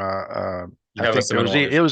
it was even stricter than that, as I Yes, even recall. for women. Every time you prayed, you had to, you know, some people had to wash their hands and feet, and it wasn't No, no, no, happening. no. That is actually the Mikvah halakha. is maybe what I'm thinking. That That is still the halakha that you're mm, required to wash your hands before you pray. hmm. And it's one of the things that people neglect. You Was it should do also it. that they had the mikvah per the sages, and it was too much? No, this is only if you had a seminal emission. Okay, all right. So it was too difficult. But my point was, what I was going to say is that is very difficult. Saying hold the cheese is not that difficult. Right. Yeah, yeah, of course. Yeah. Of course. Yeah. I mean, to say, well, I'm gonna put cheese on it because you know, it's the same. I have the same release as not having to jump in the mikveh every time I want to learn Torah after having an emission. I'm like going, okay, one's really difficult and one's stupidly easy. Uh, Yeah. I It's not mean, so difficult nowadays. yeah, People have baths, hot tubs. right. You don't have to be super strict with all that stuff. Let's go. Okay. I haven't heard Heather in a while. Heather, do you want to read? Let's go, Heather. She's enjoying us talking about cheese and mikvah. That is that he commanded us that we have oil made according to the special recipe, ready to anoint the high priest when he is appointed. As he said, the priest who is exalted above his fellows, one whose head the anointing oil has been poured. And some of the kings were also anointed with it, as is explained in the law of this commandment. And the tabernacle and all of its vessels have already been anointed by it. The vessels are not anointed for all of the generations when new ones are made. For they said in the explanation in the Sifre that the anointment of these, meaning the vessels of the tabernacle, all the future vessels were consecrated. He, may he be elevated and may his name be blessed, said, "This shall be the anointing oil sacred to me throughout the ages." And the regulation of this commandment have already been explained in the first chapter of Keritot. That's right. See Parashat Ki Tisa, also in the Mishneh Torah, in the book Vessels of the Sanctuary and Those Who Serve Therein, chapter 1. Any question regarding this? So, was it saying that you would do the initial vessels and any new vessels brought in a year later or Don't whatever? anoint. That's right. That was only for the first generation. But for the high priest, that's any high priest. And from this, we get the idea of anointing a king of Israel. Mhm. This is actually the origin of Messiah. It's the origin of it. The origin of Messiah is actually not about a king of Israel, but about a priest of Israel. So, And all messiahs here are anointed and with oil. yeah, yeah, absolutely. Kings, high And it's priests. also, Yeah. that means it's also explicit in the Bible Hmm. that there is not one Messiah. There are an undetermined number of Messiahs. It's the same exact word that we get the word Messiah from. Same exact word. The idea The of, other, go ahead. let me jump in. The other thing is the oil that would be used to do the king or the high priest is this special oil. Correct. That is what is how the messiahs, if you will, That's right. would If they're be not anointed with anointed. that oil, they do not fall under that official position. Maybe they will Interesting. someday eventually, but if they have not yet, then they are not yet. You're not a high Interesting. priest until you may be someone who will be a high priest, but you are not yet a high priest until You, you're anointed with that oil. yeah, you could be anointed with oil, but you would have to be anointed with the correct oil. Of course, that's right. Yeah. Right. And in the case of Or you Jesus, we can't don't have serve any in there. record. Yeah. We don't have any record of that. Right. No record of that. There is a concept in Judaism, and you know, it's completely speculative. I think going out on a limb, perhaps Jesus was anointed with this oil, but what I'm going to say is though, is that That's another problem, isn't if it? someone wants to believe that, that's fine. But Mm, you have no record of that. Like it's not even in the New Testament. yeah. You would think if it did occur, that would be a detail that they would make sure to put in the New Testament. Well, let me ask Um, this. Could that oil be put on a non-Cohen who's not going to be president or a king, rather? it's not supposed to be. It's not Okay. supposed to be. Well, What else? What I was going to say? sorry. There is a concept of being a Messiah type figure without having this kind of oil put on you. But Hmm. this isn't a figure. This is a messiahship in a figurative sense, not a literal sense. An office holder, so to speak. Correct. Somebody who, like it says in the book of Isaiah, that the Spirit of the Lord is upon me, the Spirit of wisdom and of counsel and of fear of the Lord and so forth. Right. Uh, but that's a non-literal Messiah position. That's someone acting in a role that's like an ideal role that a king of Israel or a high priest of Israel is supposed to be acting in, but it doesn't mean that they're literally the king of Israel or a high priest of Israel. And this kind of anointing can come upon anybody, anyone, right? It doesn't depend on your genealogy, right? It could be someone who's not even Jewish, like Cyrus, Koresh. God calls him. In fact, Cyrus is the only person that a definite article is used in the Bible for a Messiah. There is no the Messiah anywhere in the Bible except for with regard to Cyrus. He's the only one where God uses a definite article, my Messiah, Right. nowhere else. And he doesn't have, as far as we know, the necessary lineage or genealogy to be a high priest or a son of David. So it Mm. shows that God can regard someone as his Messiah, regardless of their genealogy, but it wouldn't be the Messiah of a high priest, and it It, wouldn't be the it wouldn't be Messiah an of, office holder, so to it would speak. not be in the office of a descendant of King David, for example. Um, Maybe eventually, if they are descended from King David, but you Hmm. would need to have a record of that. Um, what's also interesting, and this is something that gets lost in translation as well, is that, and this is how we got onto it, this commandment that we just read in the Sefer HaMitzvot. When you're reading in English, it's easy to create false narratives. Like in the English speaking world, they will frequently refer to in certain denominations the anointing, and they will say like, "Oh, Pastor Billy Bob is anointed. He's an anointed pastor." It's easy to create a false dichotomy or a false difference where no difference really exists if you're viewing things from the perspective of the original language. If Messiah means anointed, that's what it's coming from, the Hebrew word Mashiach, which Hmm. means someone that had mishha put on them, ointment put on them. If Mashiach means anointed, and now you're saying Pastor Billy Bob is anointed, you're saying he is Christ. You're saying he is Messiah. And that's not a problem if you understand that the word Messiah does not mean God. But if you think Messiah means God, now you're saying that Pastor Billy Bob is God and you don't even realize what you're saying. But lucky for you, Messiah doesn't mean God. But I just think it's interesting that all these pastors and prophets that they call anointed, they're literally calling them messiahs. So they're admitting, without realizing it, they're admitting that there's multiple messiahs.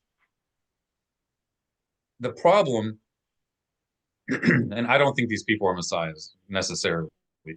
Typically, I don't think they're anointed, not even in a figurative sense. But I do think it's sort of a matter of opinion, but I do think that certain people, whether they're Jewish or not Jewish, whether they're rabbis or not, but I do think there are certain people, even alive today, who are anointed, so to speak. But the cautionary asterisk here or exclamation mark is anointed, so to speak, right? Figuratively, not that they're literally the Messiah, son of David, fulfilling that role. Maybe they will be eventually. I don't know. But I do think that there are people, and I don't think there's any problem with saying this, that some people are anointed, i.e., Messiah, but not in this glorified, deified sense that Christianity has turned it into. And I think that's my favorite rabbis are anointed. I have several rabbis that I highly look up to and esteem. I think they're anointed, right? Which you could say Mashiach of a sort. And they would probably not like it that I would say that. That's not something they ever claim to be. But if you say this, you have to be very clear what you mean and what you don't mean. I do not mean that they are God in flesh. I don't mean that they are the focal point of my faith or should be the center point of anyone's faith. That's to turn them into a God. And that's the last thing that they would want. That's the last thing that God would want us to do. But when you understand words in their proper context, you can realize that words can be used in ways that you might never would feel comfortable with when you're attributing to those words meanings beyond their original meaning.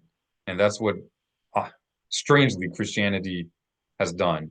Like the religion is called Christianity, yet they are the furthest away from understanding what the word Christ means. Yes, it is funny.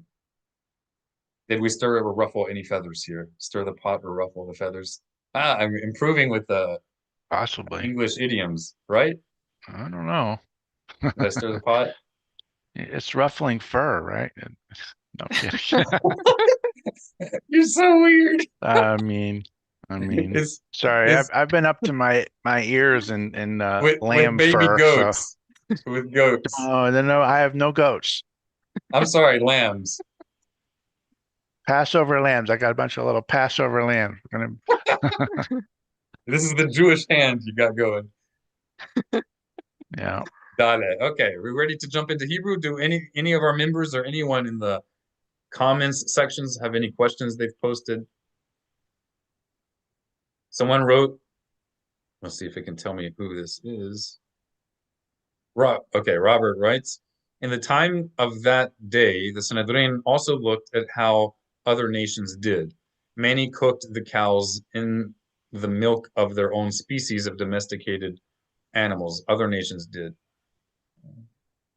I don't really know the answer to that, but I think most certainly, people look at it as a we don't do it because that's how the pagan nations ah, worship their God, ah. and I'm like that has nothing to do with. Well, I mean, I guess you could say Hashem says, okay, we're not going to do that, but we. I don't know if that's the reason. Yeah, Whether or not that's the right, case, if the sages of Israel established something as a Torah prohibition, that's how we relate to it, right. right? And That's I, perhaps I in a like the way you future put that. generation, so what? I like the way you put that. That it's we do it because it's what it says in the Torah, not because of what is studied across the Right? globe. Sometimes, excuse me. Sometimes they make allowances in exceptional situations. They make allowances. The sages of Israel do, where something may normally be considered a Torah prohibition, but they will find the weakness in the interpretation and say, okay, so we can rely on that weakness for a pressing situation. So, for example, generally speaking, we do not say you're allowed to remove your beard with a razor because it was a practice of idolaters. So if you're not doing it to idolatry, then you can shave your face with a razor. We don't say that. We say that even if that's why the commandment was given, even if it was given to distinguish us from idolaters, we're still not going to shave our face with a razor, even if we're not doing it in order to look like idolaters. But they gave a dispensation, a exception to suspend this for someone who's a representative of the Jewish people. And if he's going before dignitaries of other nations, if having a big beard will cause them to look down upon us, to view us with less seriousness, they explicitly permit such a representative of Israel to shave his face, even with a razor. Right? Thinking Joseph when you say that. Say what? Joseph when he goes to Paro. Perhaps, yeah, it's not in the text itself. But so Doesn't it say that he shaved? In the text itself, I don't recall that. Maybe I don't remember everything perfectly. I don't think that's in the text. Might be in a midrash somewhere. Actually, I think it was in the text, but we'll move yeah, on. Yeah, it could be. I don't remember. Could be. But my point is that there's more than one way to look at biblical commandments, explicit Torah commandments. Nobody disputes that. Of course, there's more than one way to look at it. But we do not say that because I think the commandment was given for reason X, Y, Z. Therefore, if I do it in a different way, that it's now permitted. If our sages explained it in such a way that you can do it, it's allowed under certain conditions, then it's allowed. But if they didn't say that it's permitted as long as you don't have certain intentions, then we don't say it's permitted, just because we don't have certain intentions, right? That's a tried and true way to disintegrate the cohesion of the nation. You found it?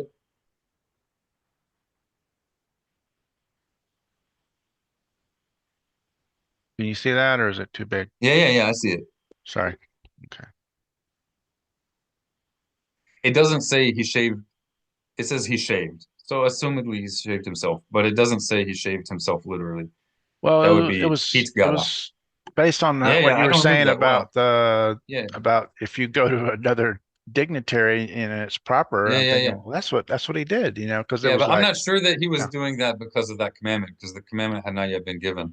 But yeah, it is. This is interesting. here. I didn't remember this. Awesome. Very good memory. Yeah, some things. Oh, Yeah. sorry. This is why we need each other. Hazab uvaruch. Okay. No one has any questions about these. We've touched on some controversial topics today, and no one's speaking up. Yeah, I just double checked on YouTube, and of course Facebook's not working, so All right. not sure why, but so I Then don't we're have gonna anything. jump into Hebrew. Okay. And if we need to end early, that's okay. I have to go dig a hole, put a little lamb in it. I got that I lost this morning. So All right. You guys can see my screen. Nahon. Nachon? Nahon. Yofi. All right. Purim, Hebrew. So this is Hebrew for Purim. I know we've already done some of these words, but there are going to be a lot of new phrases here. First, we're going to review words that we've already done. Do we have a volunteer to read? Number 1, slide 1. Read the Hebrew, then tell us what it means.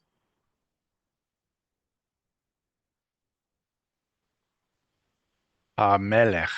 All right, now everybody repeat. You don't have to have your mics on, but repeat. Ha-melech. Maze melech.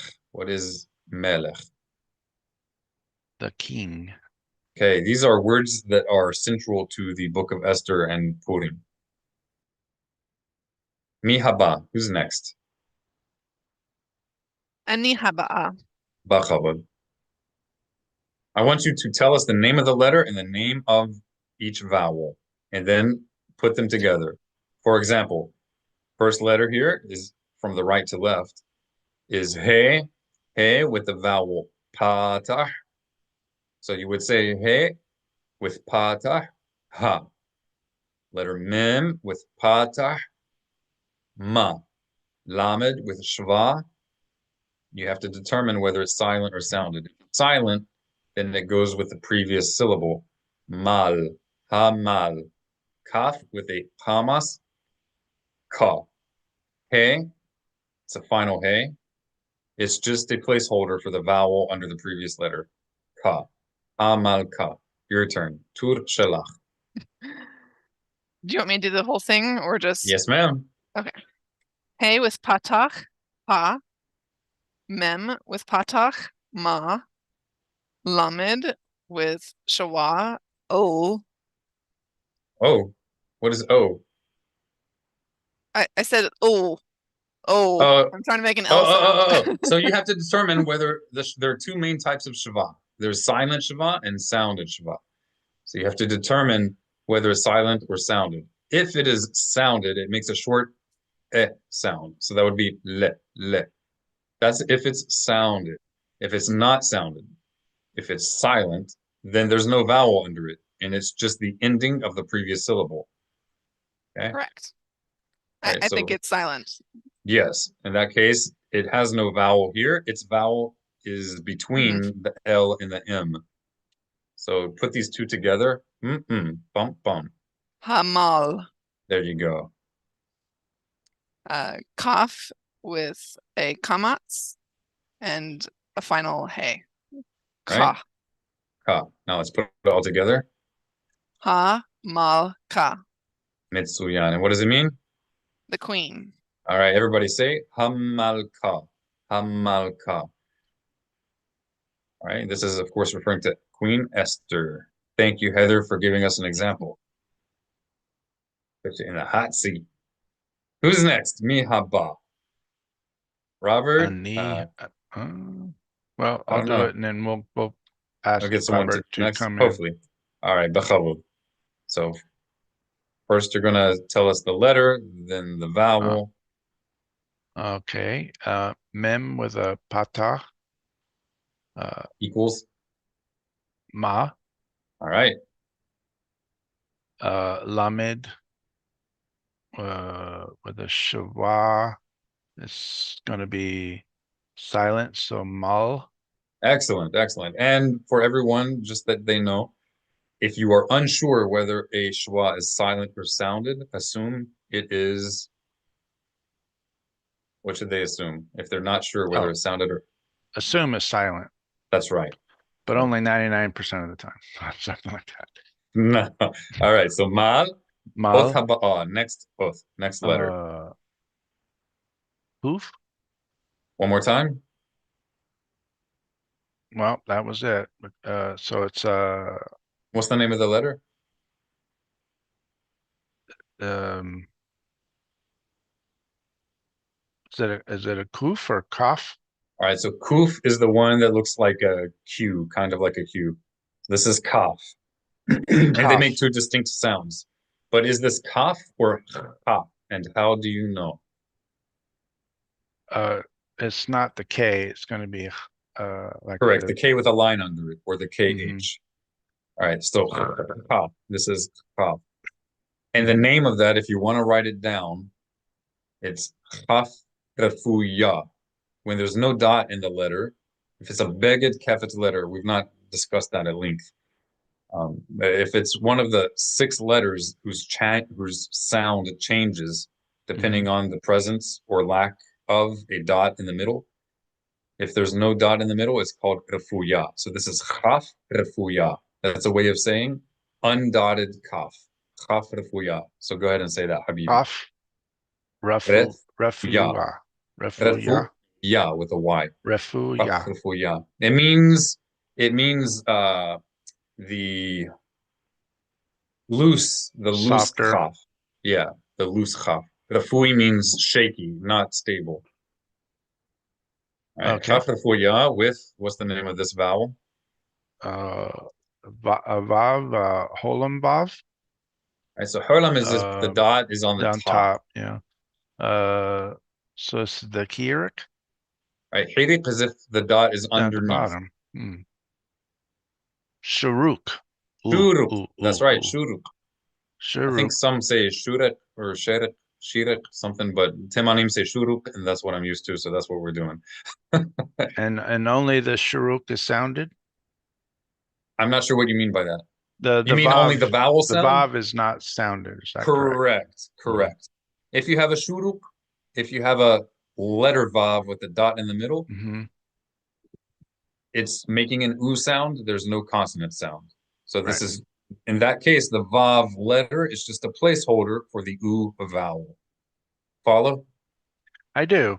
I do. Okay, if anybody's There's no confused, examples where you wouldn't see the vav missing with a dot next to the uh, cough.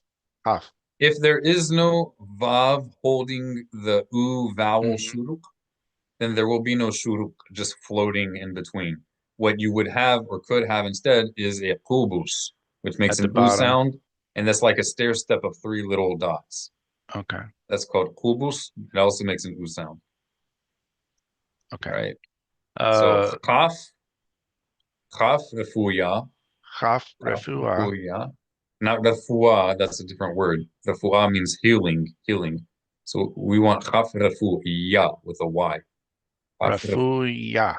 That's right. Refuya. Khaf Uh, refuya with a shuru. Shuruk and a uh, tav. All right. A tav refuya. So it's a tha, th like think in proper classical Hebrew. So let's put them together. Malchus. That's it. Malchus. Malchuth means kingdom or kingship. It can also mean like royalty or anything associated with kingship. All right. Slide haba. Mi haba. Who is next? Mi haba.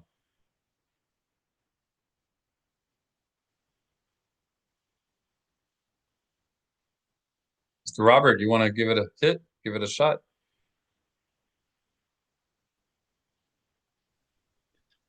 Malkuth, Malkutho.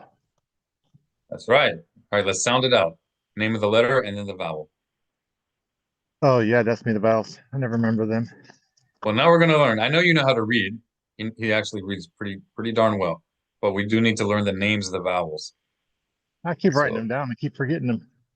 it's all right. So the line underneath a letter, a flat line, is called patah. Accent the first syllable. Patah. Go ahead and write that down if you are able to, if you have a pen and paper or pencil paper. I'm walking around right now, so All right. So whoever else is watching, write it down if you did not know it. The line vowel is a patah. So we're going to say mem with a patah. What sound does it make? mm, Ma, ma. ma, Mem with patah is ma. The ma. patah line vowel makes an ah sound. Oh, okay, ma. Okay, both together, ma. Okay. Right. Now, lamed, what's under the lamed here? The name of the symbol. Ah, It's everybody's favorite symbol. no. Slede looks like this, but laying down instead of Okay, that's standing. right. Segal. All right. Segol is three dots. Sego. Okay, yeah. See, I never can remember. I don't know why. It's okay. This is shwa. Shwa. Shava. Right? In modern Hebrew, they say shava. Make sure you do not say sheva. Sheva means seven. Shava is this symbol. So we're accenting the last syllable of the name, Shava. All right, what does Shava do? Is this sounded or silent Shava? That's just silent because there's no dot in the lamed. Very good. There are other indicators as well, but when in doubt, assume it's silent. So what would that be? Mem with a patah and a lamed over a silent Shava. Mal. That's it. Very good. If it's silent, then that means it represents no vowel. It's just the end of a syllable. All right. Oth haba'a. Next letter. Oth haba'a. Kuf. Cough. Cough. Cough. Kaf. That's right. Kaf. And what's the next letter? Noon. So noon will have a foot. Noon will always have a Okay, foot. Val. Sorry, Val. Sorry, Val. That's it. Sorry, Bob, for confusing you with a noon. All right. Now, is this a consonant, Bob? V as in violin, W like with, or is it a vowel? It's a vowel. How do you know? With the dot on the side gives it the ooh. That's it. That's it. So let's put the chaf refuya with the shuruk. The shuruk is when the vav has a dot. It's called shuruk. Makes an oo sound. So chaf refuya with the shuruk. What Ooh. does that give? Ooh. All right. So malchu. And then we have Tav. Tav with The vav with the dot, which is a vowel. what And sound does it make? oh, That's right. And what's the name of the vowel when you have a dot over a letter? I don't remember. All right, so the name is Hulam. You can actually read without knowing the names of the vowels. Like Robert knows how to read. So you can read without knowing the names of the vowels, but we do need to learn the names of the vowels in order to know how to uh, talk to people about words, right? Sometimes you need to explain things to your child or to a friend who's learning Hebrew, or maybe explain someone how to spell something, and you want to be able to know how to tell them which vowel to put where. All right, maze, what is this? Maze malchutha. What is malchutha? Uh, his kingdom. Nachon. All right. If anyone wants to try one more word, then they can speak up. Otherwise, we're just going to have different people tell the names. Just read it and tell us what it means. You guys don't have to spell it out anymore unless it's someone new.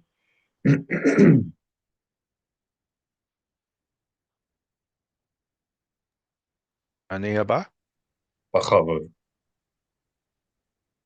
What does bachavod mean? Go Bachavod. ahead. Go ahead with Yeah. or something like Yeah, that. yeah. It's an expression for go ahead, but what does it literally mean? Yeah. I remember you saying it, but I forget what it is. Like All right. Ba means with. Ba. It's a common prefix, and chavod is honor or respect. with honor. So it's a way of saying go ahead, but literally you're saying with respect. Go right ahead. The go right ahead part is inferred. It's implied. With respect. Matanoth, On.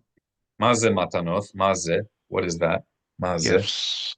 Gifts. Nachon. Nachon. Matanoth.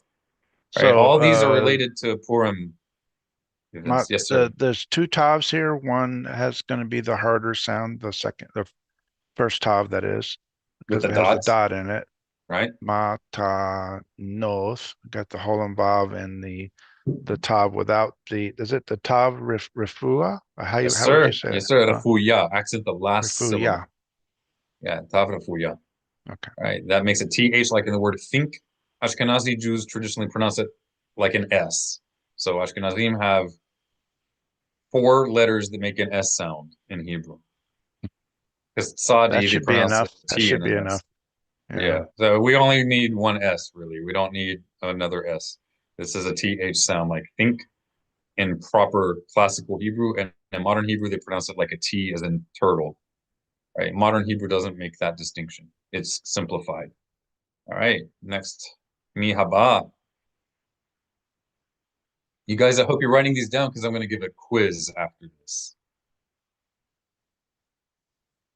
Victor looks Ani excited. ani hava. All right. Bachavod. What does Oh, bachavod mean? go ahead, but it with honor. That's right. How do we say honor in Hebrew? Kavod. Right. It also means respect and a few other things as well. All right. Bachavod. Go right ahead. O ni yim. I heard you pronounce a Y sound. Is that correct?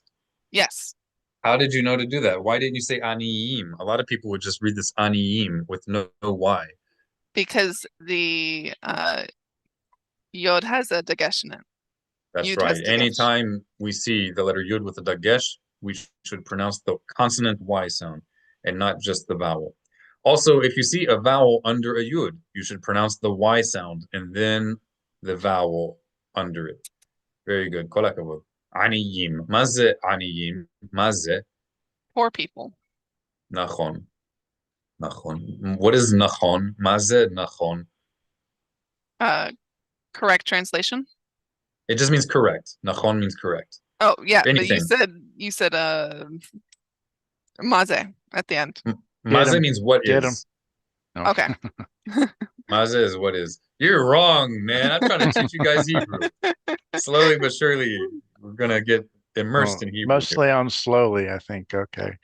La'at, la'at. Slowly, slowly. La'at, la'at. All right. Milah haba'ah. Bitui haba. Bitui haba. Next expression. Matanoth, La al anoy anoyim.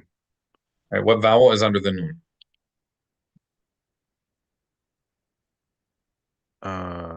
Hirik. That's right. What sound does hirik make? E. That's right. So Let's read it again. la aniyim. Perfect. Let's read it again, the whole thing from the beginning. Mehat hala. Matan Matanot la aniyim. Is it niim or Lena niyim with a Y? with a Y How do you know? because of the dagish with the first yud. That's right. That's right. And really, even if there was no dagesh, we should If there still was pronounce two, it you as a should Y. assume it. Yeah, Not just assume, but you can yeah. know. You can know it should still be pronounced with a Y, even without the dagesh, because there's a vowel under it. The only time yud is not pronounced as a Y sound is if there's no vowel above or below it. In that case, it's usually going to be symbolizing the vowel of the previous letter, right? But if it And has a that would vowel be. underneath it or a dot inside it, it's a Y sound for Will sure. there be examples of two yuds without where there's no Y sound? No, Okay. no. All right, that's very perceptive, very good. So maze matanoth, maze. And what does the word maze mean? Or words? What do the words maze mean? Okay, so the first word is gifts, Ma. Yes, yes. Matanoth are gifts. Matanoth. and the poor people, gifts for the poor people. Where is the for? The uh lamed, That's right. The lamed here is a prefix meaning to or for. That's right. Matanoth la'anim. And what does when if I ask you guys maze, what does maze mean? what is the meaning? So maze just means what's this or what is that? But it can be used for like what is dot dot dot. What is XYZ? Maze. All right, kolakavod. You guys are doing excellently. Mi haba. Who's next? Tell me ani haba or ba'a if female. Ani haba'a. All right. Gur shalach. Mish loach manos. Beautiful. Mishloach manav. How did you know to read this as mishloach instead of mishlocha? Why didn't you say mishlocha? Because a het at the end of the word flips with the vowel. Right. So if you guys notice, when we're reading, 99% of the time we're saying first the consonant sound of the letter, and after you say the consonant, then you produce the sound of the vowel. That's the rule in Hebrew. It's not random. Consonant first, and then you read the vowel above or below the letter. But there's an exception. If you have a guttural letter at the end of a word and there's a vowel under it, then it's the opposite. That's the exception to the rule. If you have a guttural letter and then a vowel under it at the end of a word, you produce the sound of the vowel first and then the sound of the consonantal guttural letter. That's why it's important to know which letters are guttural and which are not. It's also how we know that certain letters that people ignorantly claim are silent, it's how we know that those letters aren't silent. Because a letter cannot be a guttural letter if it's silent. It's just, guttural is the exact opposite of silent. It's like the most jarring and noticeable sound that there could be. Okay. In So practice, does this come out with, like say, Ashkenazi in a way where it's not reversed, or is it still reversed? it's still reversed, even in Ashkenazi pronunciation. In traditional Ashkenazi pronunciation, even as it currently exists, even among the most funny sounding accents that may exist among them, if they are educated, they know that they produce the vowel sound first and then the sound of the guttural letter above it. The only oddity here is that with het, they pronounce the het as a cha, which is not a guttural sound. So they would say mishloach, ach. So they do the vowel first, as they should, but then they're making a non-guttural sound. It doesn't make sense. Because if it's a non-guttural sound, then you should not be doing the vowel first. And so they treat, Ashkenazi Jews treat chaf and chet differently here. If it's a chaf, they will produce the chaf sound first and then the vowel after it. So they're treating chaf and chet differently. One they're treating as a guttural letter, the other they're treating as a non-guttural letter, even though they're producing the same exact sound for both. This exposes the error of that. It's one thing, we should respect all the different traditions, but it's one thing if a tradition is not glaringly a mistake. If it's glaringly a mistake, it needs to be corrected. That means it's not a legitimate Ashkenazi tradition. It's an illegitimate. That means it's a mistake. It is not the original tradition of Ashkenazi Jews. It arose as a unfortunate consequence of over 1,000 years living in countries where no Semitic languages are regularly spoken. So they lost certain features or certain sounds of Hebrew that don't exist in the local languages where they were living. And that's what happened. And it's demonstrably incorrect. Yep. Same thing with Aleph. If Aleph were silent, if it did not have an actual sound, then it would not be categorized in ancient Jewish literature as a guttural letter, but it is. It's called a guttural letter in ancient Jewish literature. A letter that has no sound is not a guttural sound. That's a contradiction in terms. Silent gutturals. That doesn't Silent make gutturals. sense. Okay, so mishloach is something which is sent, and manot are portions, typically of food.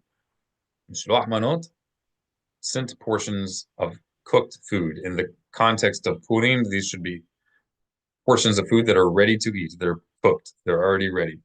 So you don't send, you should not send a package of uncooked fish, right?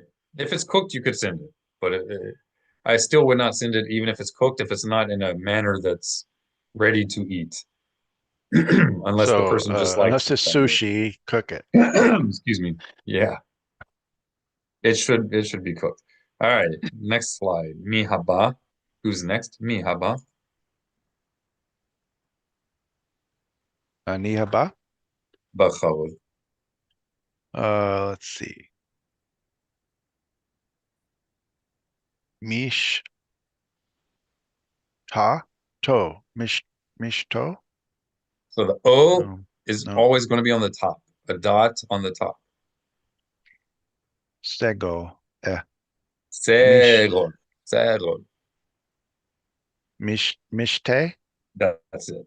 The sound that a vowel makes is indicated in the first vowel of the name of the vowel. That's another reason why it's useful to learn the names of the vowels, because then you can remind yourself, which is what you just did. That was very good. Sego. Segol makes an E. Hölam makes an O. Hirik makes an E. Mishte. Maze mishte. Maze. What's that? Maze. It is a hoot. That's not what's written, No, that's sir. not what's written. Excuse me. A festive party. Well, Right. I was trying to help you out with Louisiana meaning, I but don't okay. know.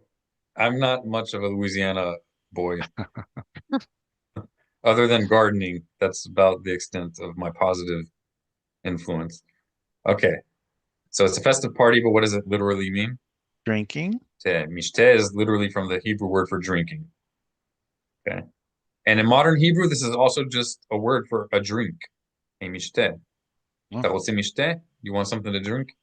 So even a tea or lemonade would be Yeah. mishte. This is Okay. general. It's not specifically alcoholic. It's any drink. Okay. Good. Right? If you want a soft drink, they call that mishte qal. Mishte qal. Soft. Literally a light drink. Mishte qal. Lishtot, same root words. Lishtot means to drink. All right. So in biblical Hebrew, a mishteh is usually, by context, a celebrative party. It's a party. but literally it's connoting that there's drinking going on. So there's some lightheadedness, let's say. Hopefully it's not debaucherous drunkenness, but there is some light level of intoxication. Right? That's not the literal meaning, but uh, that is the connotation of the word in Hebrew. Next word. I think my computer may have frozen a little. There we go. Next word.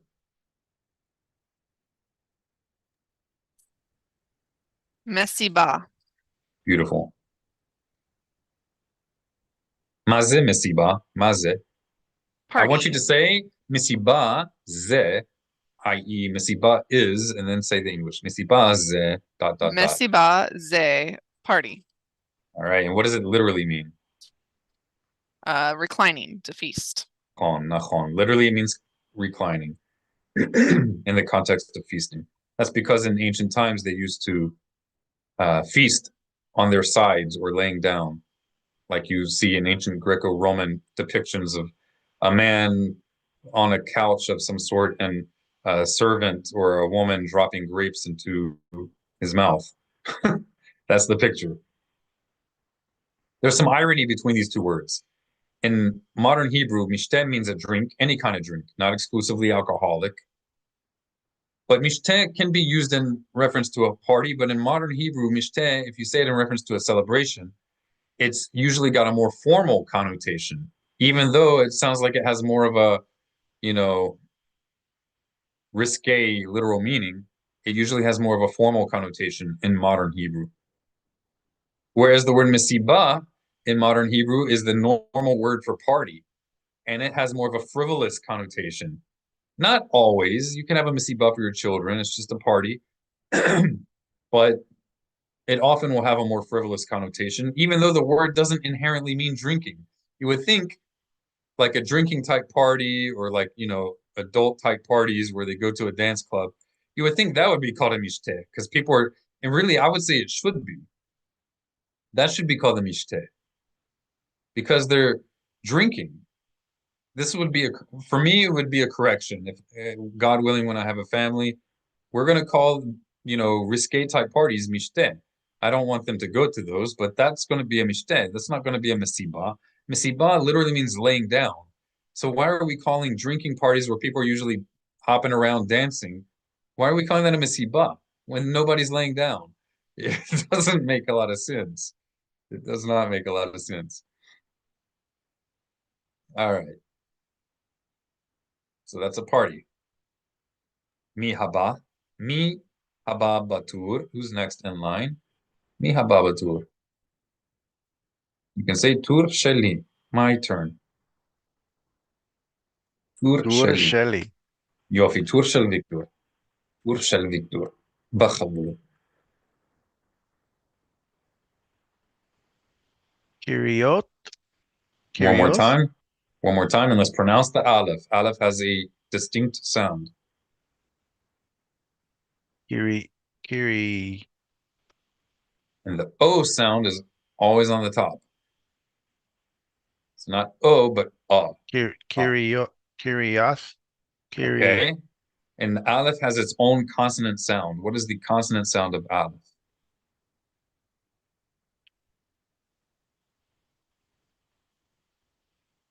Ach.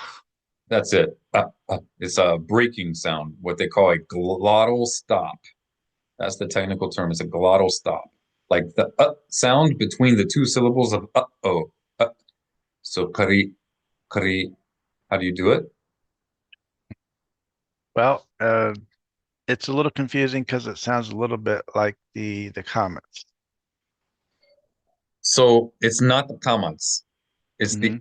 the sound that comes immediately before the kamats. So the kamats is just an Hmm.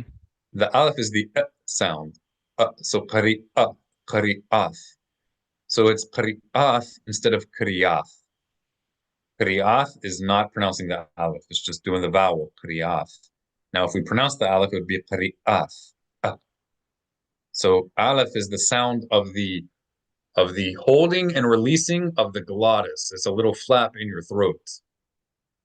And I know I'd you can do say it. that this is the very tricky pronunciation to Yeah, acquire here. but you can do it. Oh Any yeah, English speaker, anyone with a throat can do it. But any English yeah. speaker already knows how to do it because we have it in English. It's They're not just a the rarity of putting it together. So we carry. have it in English and we use it frequently in English, Oh, but most English speakers don't think of it as its own sound well, because I meant the we don't have its own letter. It doesn't have its own letter okay, in right. But the combination or the use of the comets and it together, I don't think there's much use of that together in the English language. Yeah, maybe not So that it's vowel specifically. yeah. We have it with o, like o, and then Hmm. we have it with at the end of words. We have it very frequently. We usually pronounce it as the t at the end of a syllable in English. So So we don't usually say. Go ahead. the and the the way the way I hear you say it is, it seems more together. It's not like Yeah, carry it only exists with off. a vowel. You can't do it without a vowel. But it is not the vowel itself. It's a sound that comes immediately before the vowel. So it's the yod. Yeah. The yud has nothing to do with it. Okay. Well, I'm lost. Forget the Hebrew right now. Forget the Hebrew right now. Hmm. In English, if you're a native English speaker, what are you more likely to say? She wants it with a clear T sound, or she Hmm. wants it? She wants it. She wants it. Yeah. Which one is a native English speaker more likely to say? She wants it, or she wants it? I personally don't see myself dropping the T as much, but I know what you're saying. Uh-oh. It I usually don't pronounce my it's like that. So You're not an American. no, How I how are North, British? How are yeah. British in a Ah, stereotypical British see now, accent? now if you'd have said the Brits, I'd be with you on it. Okay. Yeah. How is a stereotypical British accent from American perception to get rid of all the politically correct nutcases from an American ill-informed ignorance unpolitically correct stereotype of British accents? How is a British accent more likely to pronounce the word turtle? Turtle or tuttle? Pearl.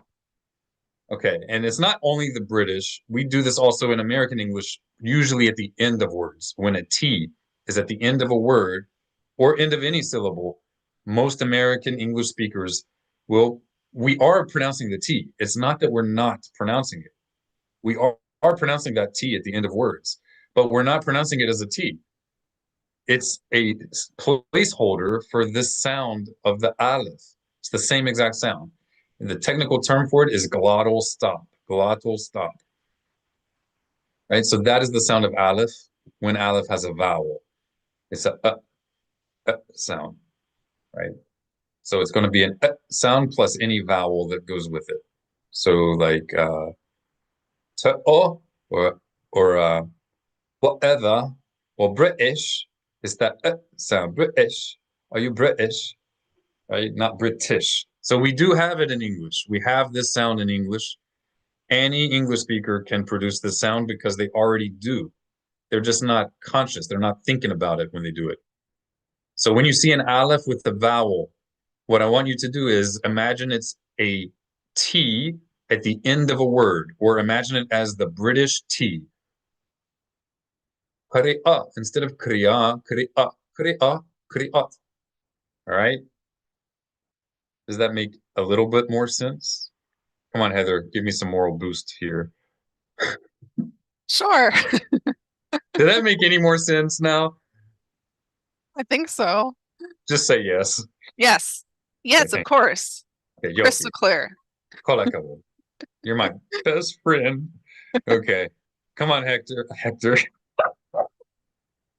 Oh my goodness, I can't stop calling him Hector. Uh, I don't think they have the glottal stop in Spanish. Did someone call my name? Victor. Are you Come on, combining Victor. Heather and Victor together? Is that That's what what it it is? is. That's what it is. All right, Victor, let's read this word one more time. Imagine that the aleph is the British sound. Here we ah say I You the got it. You got it. Don't yeah, second guess. except I got a comment I also have to say. Of course you do. Of Well, course. Kiri Kri'ath, Kiri kri'ath, kri'ath. I'm sorry. This is yes, I make the sound all the time in my language. I do not make those two sounds together, except Well, as you'll get one it. You'll unified get it. It thing. just takes practice. It just Yeah, takes practice. I know, I know. Qari'ath. All right, that's Kiri, reading of. Kiri. Now, aleph, when aleph has no vowel with it, it will be silent.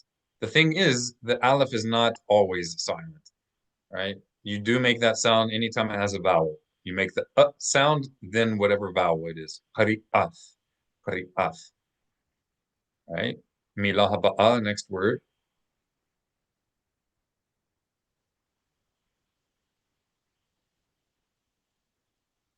Now he's second guessing the entire universe.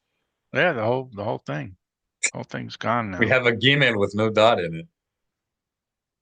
Yeah. That gives it kind of the J sound. It's a GH sound or a Mm. G with a dot under in transliteration. Transliteration. It's what's what they call a uvular trill. Um Gil, Gila. Yeah, hamrila. Hamegila. This is more like the modern Hebrew R, how they do the resh in modern Hebrew. That should be the gimel with no dot. Gimel refuya. This is gimel refuya. Hamrila, hamrila. If you struggle with it, just Hamegila. pronounce it as a G, as in good. Yes, sir. Okay.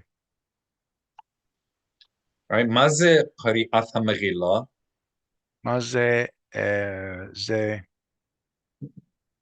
reading of the scroll. Ahon. So Megillah really means any scroll that is wound from one end. It's any scroll.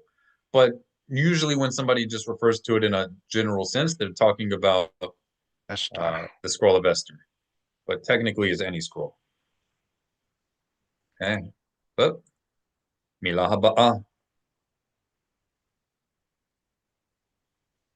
Miley, you want to volunteer? They have their families with them, so they're Oh, I thought that was listening. Robert. Okay. Well, they're both They're Oh, okay. married. a family. Oh, I don't think I knew that. Yeah. Okay, let's keep going. And I'm gonna have to leave. Oh no! Yeah, yeah. The, Okay. the glottal stop was too much for you, I see. It was too much. No, no. I've got one I need to bury, and I have to leave the property here shortly. So Gadal um, v'yitqadash. All right, yalla. Shi'eh lecha shavua tov. Thank you, sir, for all your help, all that you do. Be practicing that glottal stop.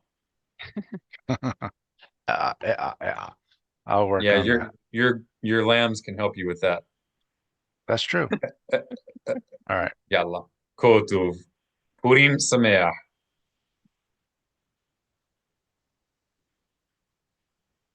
Yalla. I think he's going to be listening in on us or something, maybe. All right, Probably. Heather. Tur shalach. Your turn. Yahudi.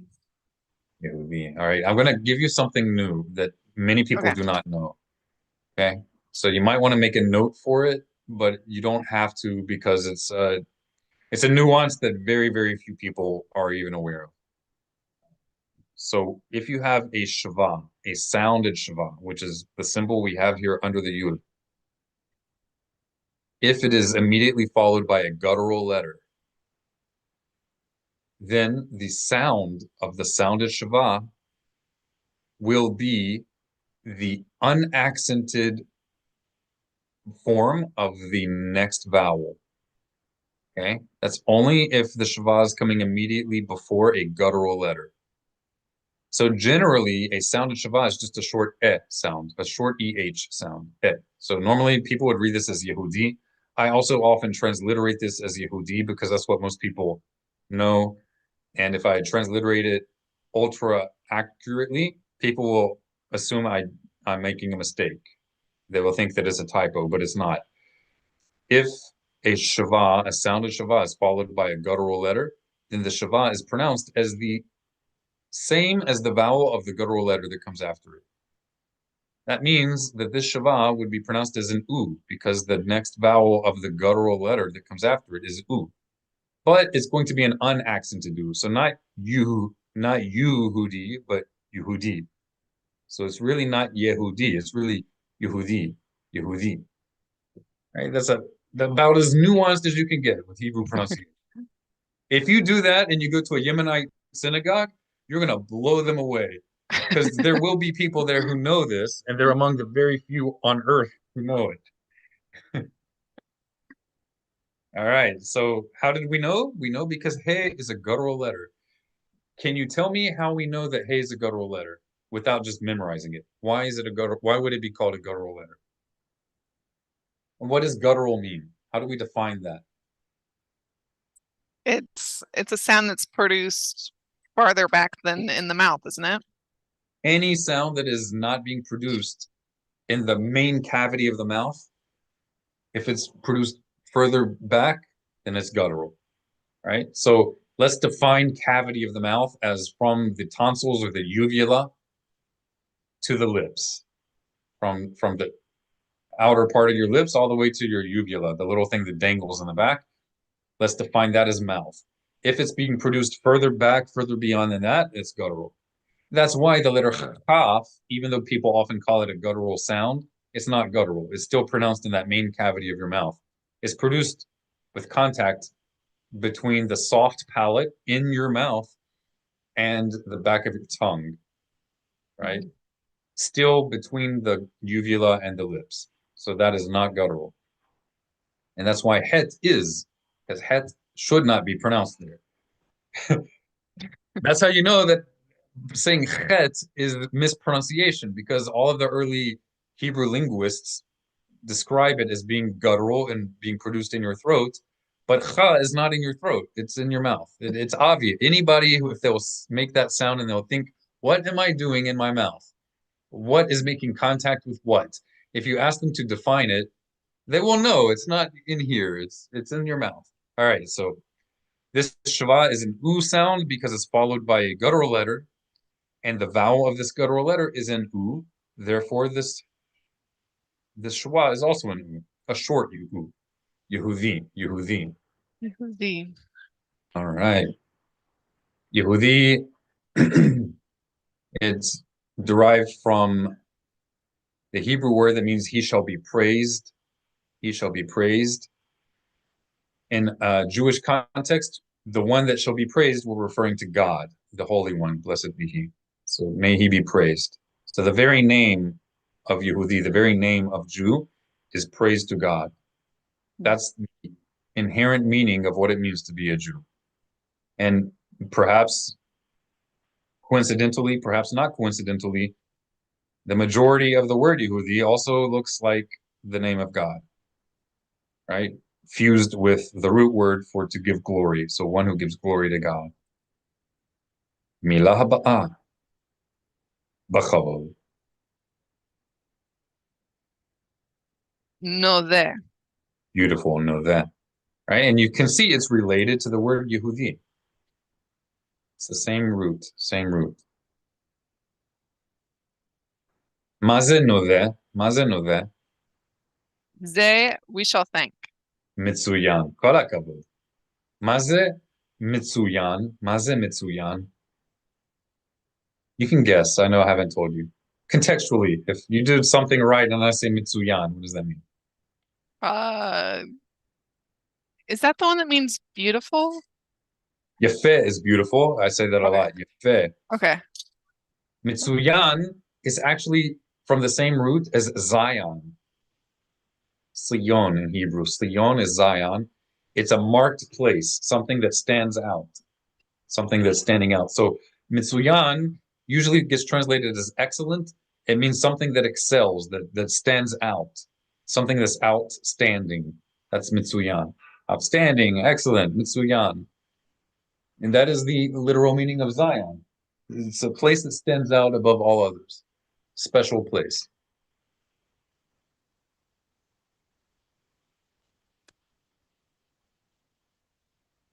right? So in the morning, there's a widespread custom to first say when you first wake up, Moda ani lefanecha.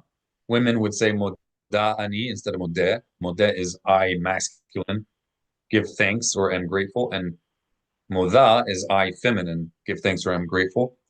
If we say Nodeh, that would be the plural. Instead of I give thanks, it's saying we give thanks. We are grateful. Nodeh. So how do we know that there's we here? Where is the we? Would it be the noon? That's it, right? So the nun is the first person plural prefix or imperfect tense, i.e., future tense. We shall give thanks. And you can add that to any root word and it will turn it into we shall do, whatever the root of the verb is. So nochal means we will ochel, we will eat. Nochal. If medaber is speaking, nedaber, we shall speak. Nedaber. If mevorech is blessing, then how would you say we shall bless? You're gonna have to repeat the word. That's okay. I was still writing notes. It's okay. If mevorech, beginning with an M as in mother, mevorech means blessing, like I am blessing, ani mevorech. How would you say we shall bless? Nevorech. Exactly. Nevorech, nevorech. If uh, if if um if mamshich means continuing, ani mamshich, I continue, how would you say we shall continue? Namshich. That's it.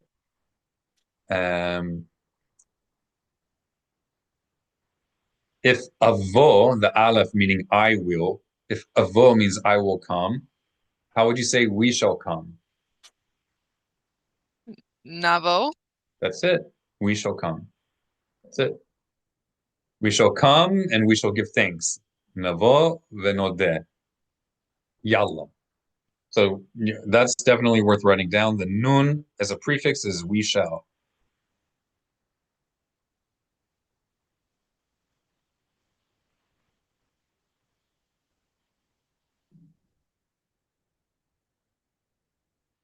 Rahamecha. Very good. Right, break it down for us. Resh. Patach. Ra. Het. Patach. Ha. No. Ha. Mem. Segol. Me. With the yud. It's me. And then the chaf. Patach. Ha. Excellent. And is that last letter, is it guttural or non-guttural? Non-guttural. How do you know? Because the sound is made inside the cavity of the mouth. Very good, very good. And that's why you're pronouncing the after it instead of before it. Correct. All right, so where here do we get the your? How do we know it's your compassion? Where is the compassion and where is the your? Is it the resh? So resh is never a prefix nor a suffix. If you see a Okay. resh is always part of the root word, always. There's really only a small handful of letters that function as prefixes or suffixes. Small handful. If you learn those handful of letters, you will always be able to know if most of the letters, whether or not they're a prefix.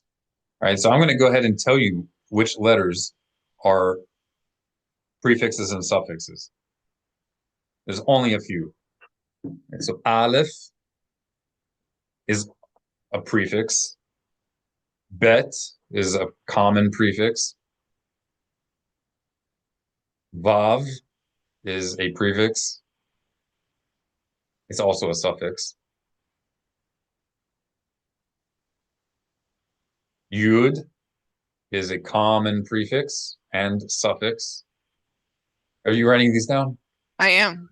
Great. So when we finish, I want you to read them out for us because I don't have a list I'm reading from. I'm just doing it from memory. Right. I'm going through the alphabet. Kaf is a prefix and a suffix. Kaf. It looks different depending on whether it's a prefix or suffix because kaf has a different shape when it's at the end of a word. When it's at the end of a word, it looks like this. Right? But sometimes it's a prefix, it looks like a backwards C. Lamed is a prefix, never a suffix. Lamed. Mem is a prefix and a suffix. Nun is a prefix and part of a suffix. In the nu, like Elohenu. Right, so nun and vav together is a suffix. Nun and vav together, nu. And as a prefix, it's just the nun, like we had right here. Right. Samech ayin pe sadi.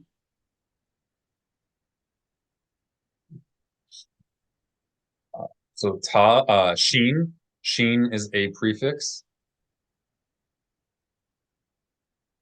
Sheen is a prefix. And then tav.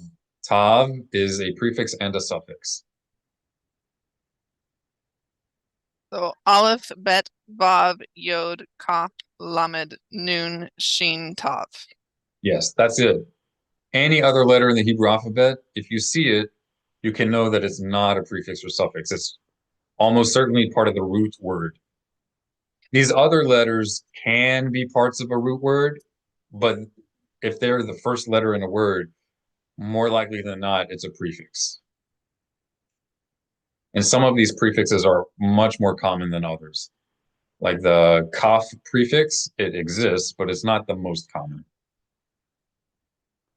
Very good. So if you memorize those, and we should make a little chart for that, we could upload it to the website. It's a huge help.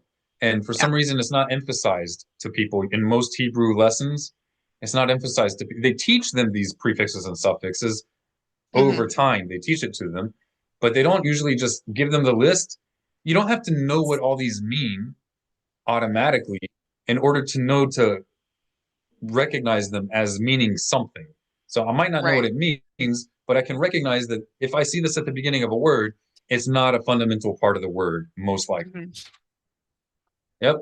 And that can save a lot of time in trying to figure out what you're looking at. All right, rahamecha. So rahameh means compassions of, and then the cha is your, singular, masculine, your. So in Hebrew, you don't say your compassion. You say compassions your. That's a common way, that's the normal way of saying possessive concepts in Hebrew. You're going to say the object that's owned, and then after that, you say who is owning it or who's associated with it. Rahamecha, it's plural. Rahameh is plural, but it's one of those words in Hebrew that's always plural. So this is not just a cop-out answer to Christians trying to prove the Trinity from the word Elohim. It's not a cop-out answer. It is a common and well-known aspect of Hebrew, that there are certain words that are always plural. And it doesn't mean it's necessarily literally plural. It's just that certain words are always plural. They don't ever exist in a singular form.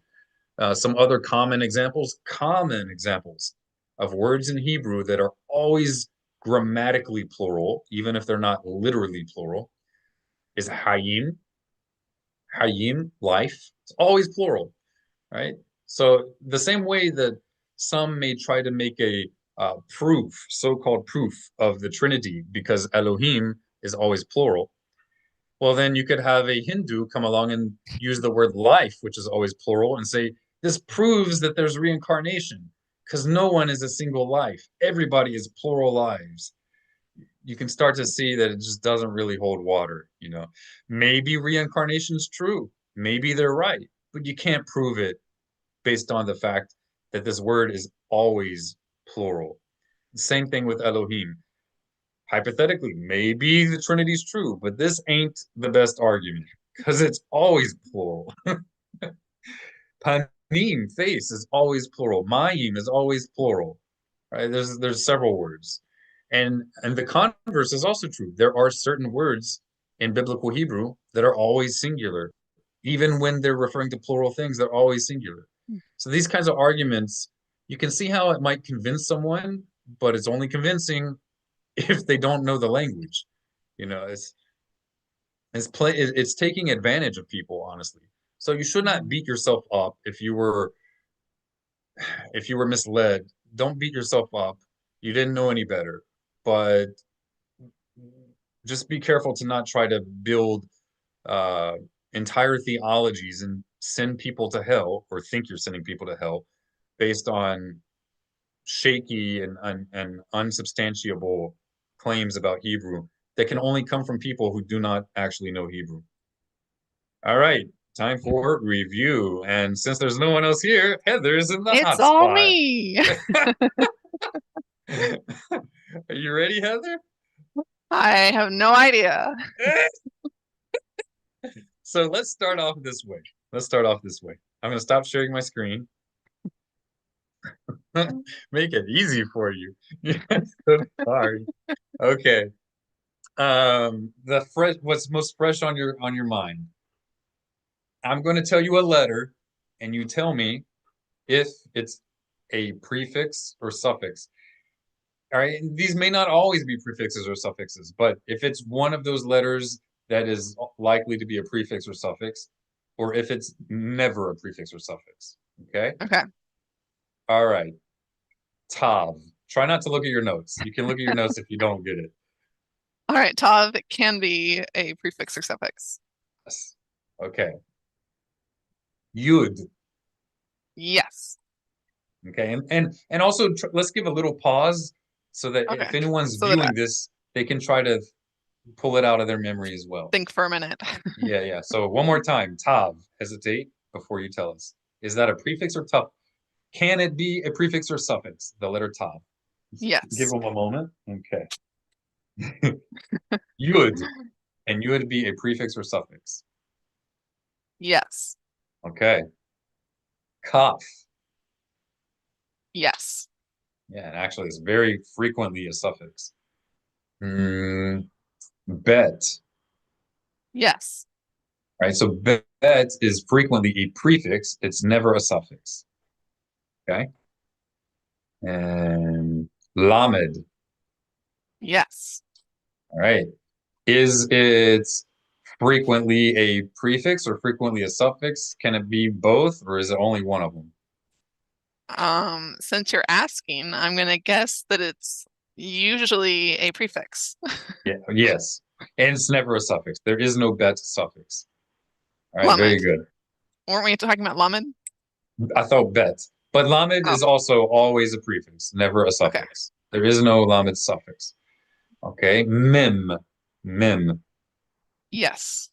Very good. Prefix or suffix or both? Prefix for sure. I'm not sure about suffix. Okay. Elohim. It's an indicating of plural, even if it's not literally plural, but grammatically it's plural. And also it's plural third person suffix. So like betam, bet is house, and then the is there, betam, their house, betham. All right. And nun, the letter nun. Yes. Excellent, excellent. Let's give people a little bit more of a pause. Sorry. She's so excited. Sure. I know Okay. the answer. Pick me. Vav. Vav. Give them a moment. Can it be a prefix or suffix? Yes. Okay. Can it be a suffix? Yes. Very good. And also prefix. Can be both. Ayin. Ayin.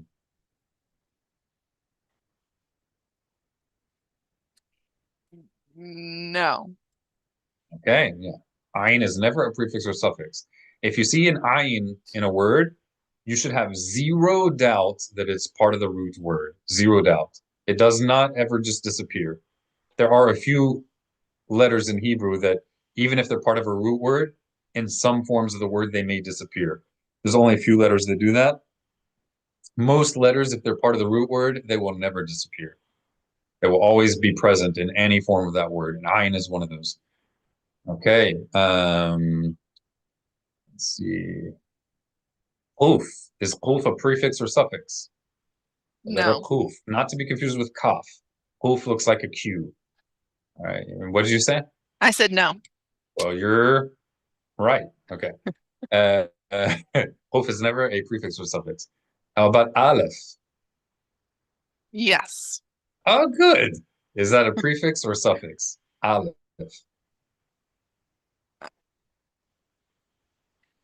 Prefix, I think for sure. I'm not sure about suffix. Never a suffix. Never a Okay. suffix. It is a prefix. It's I shall do X, Y, Z. Is there any that I've missed? I'm trying to think. We may have already done all of them. Oh, okay, okay. Samech. No. Wow, better than that. Yeah, samech is never a prefix or suffix. Is there anyone else? Can you look at your notes, see if there's one that we didn't say? Sheen. Oh yeah. Is sheen or seen? Is it sheen or seen? Which one is a seen? Let's do this. Is seen a suffix or prefix? Is seen ever a suffix or prefix? I don't know. No. Nope, Okay. never, never. So it's only But sheen. sheen, yes. And is that prefix or suffix or both? Prefix for sure, and I'm not sure about suffix. Never a suffix, Okay. but definitely a prefix. Very good. All right, we covered them all, I think, right? I think so. I'm All not right. sure. I'm not sure if we got Vav or not. Yeah, we did Vav. Okay. Okay. So I'm going to go through these words and pause for a second, even if you're confident. Pause to let our viewers have a Think about it. chance. Yeah.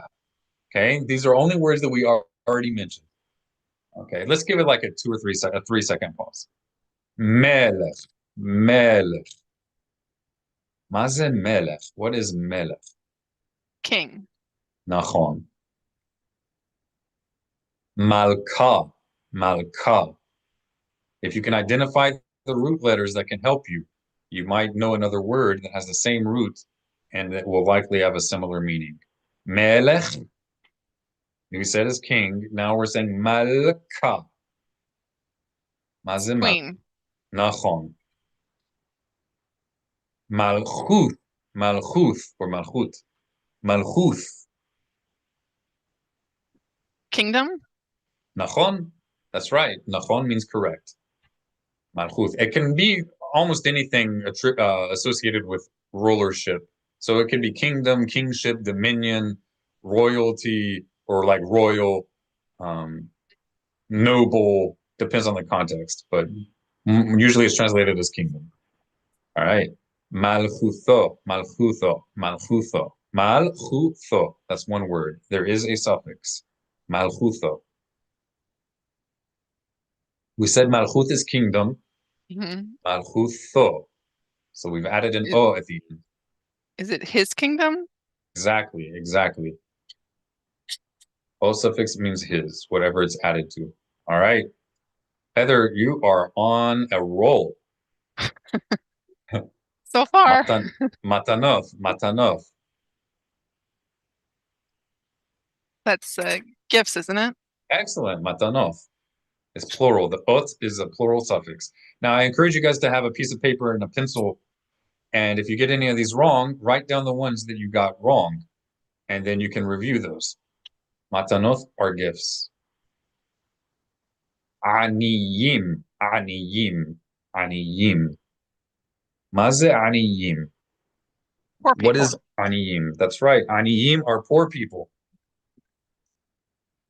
Okay. Matanot la'aniyim. Matanot la'aniyim. Gifts to the poor. Excellent. Where is the two here? Matanot la'aniyim. The Lamed. That's right. The la. Matanot la'aniyim. Gifts la to aniyim. Poor. Number, I don't know what number we're on. Mishloach manoth. Mishloach manoth. In Ashkenazi Hebrew, you'll likely hear this in the United States. Mishloach manos. Mishloach manos. Mishloach manos. Right? Mishloach manoth. Mishloach manoth. Gifts of food. Excellent. Specifically, portions that are sent portions of food. So the mishloach means something which is sent. Mishloach. Manoth are portions of food. Manoth. All right. Milah haba'ah, next word. Milah, word. Haba'ah, the next, the coming.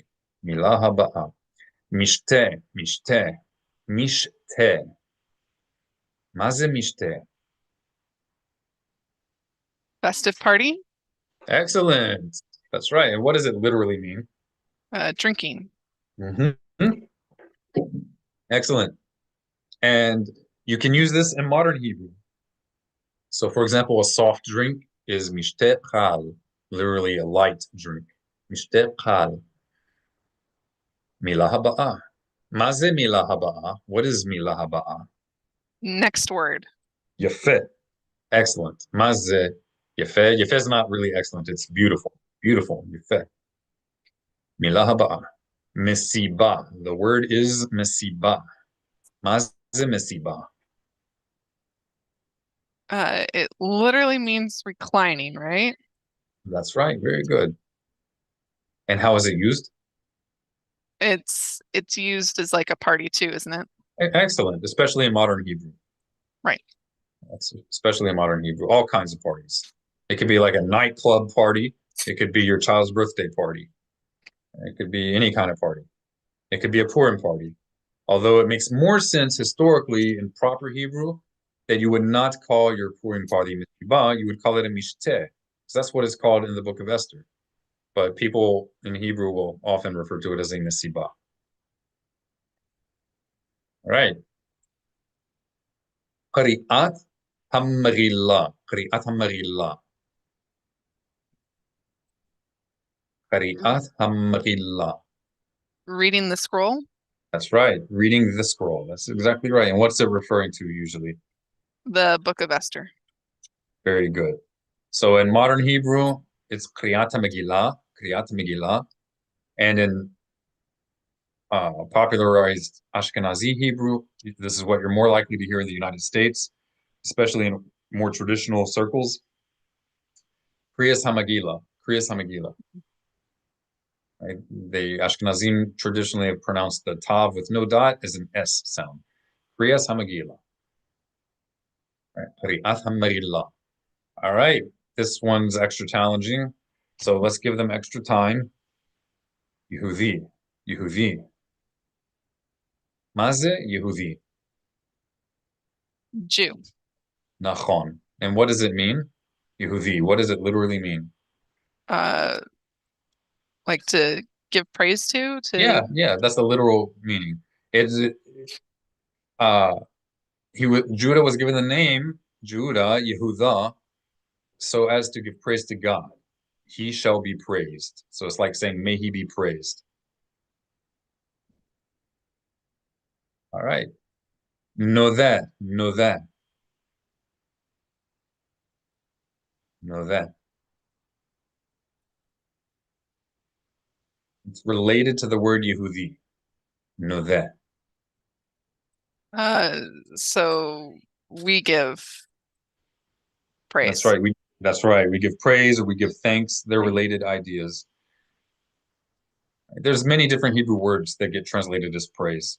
So know that is more like giving acknowledgement, and that's how you say thanks in Hebrew. It literally is acknowledgement, to give acknowledgement, but it's in a positive sense. So it's praise, knowledge, acknowledgement of praise. So Know maybe that. recognition might be a good Yes. word for it. There's multiple ways to translate it, Right. but sometimes it really does make more sense to translate it as to admit or to confess or to acknowledge. It depends on context, what is best. So you said we shall give thanks. Where is the we in this? Know that. The noon. That's right. The letter nun at the very beginning is a prefix for we shall. All right. Milah haba'a. Rahamecha. Rahamecha. Rahamecha. Your compassion. Excellent. Where is the your here? Rahamecha. The chaf at the end, the Right, suffix. that's right. So rahameh is compassions of, it's always plural. And when we remove the suffix, the word by itself would be rahamim, rahamim. It's an extremely common word in Jewish prayer, rahamim. All right, that's it. So we have a few more words that are associated with the Megillah and with Purim, if you want to look at them. Or we could wrap up for today, whatever you think. Well, I think we can do it more, but it is 12:03. We can do a few, at least to introduce them. We don't have to do a review. Right. All right.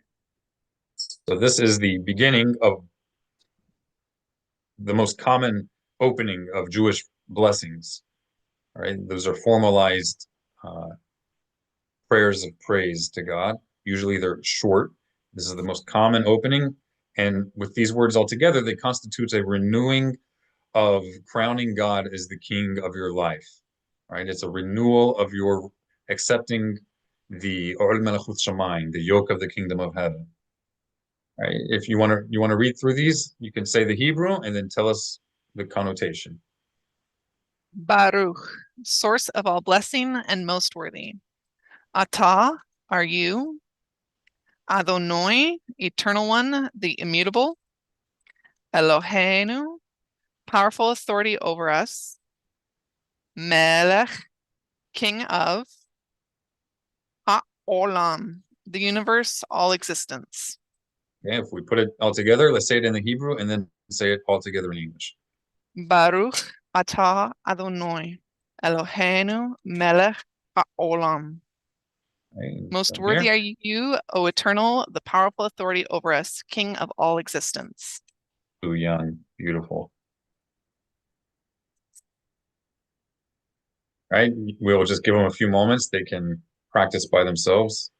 Maybe 3 seconds. And they can always pause too if they need longer. Yeah, of course. Okay. Al. Maze al. For or regarding.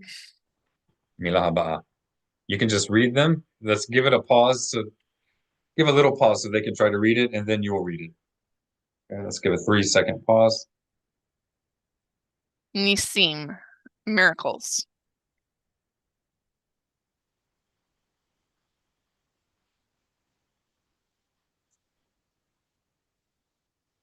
Teshuos, deliverances. Excellent. And these are all words that are associated with Purim, right? The book of Esther. I've listed these words taken from the short addition that we add to the daily prayer, the Amidah, as it is said on Purim. Okay? So you learn these words, you'll be better able to understand what's being referred to when you read that addition to our daily prayers that we make on Purim.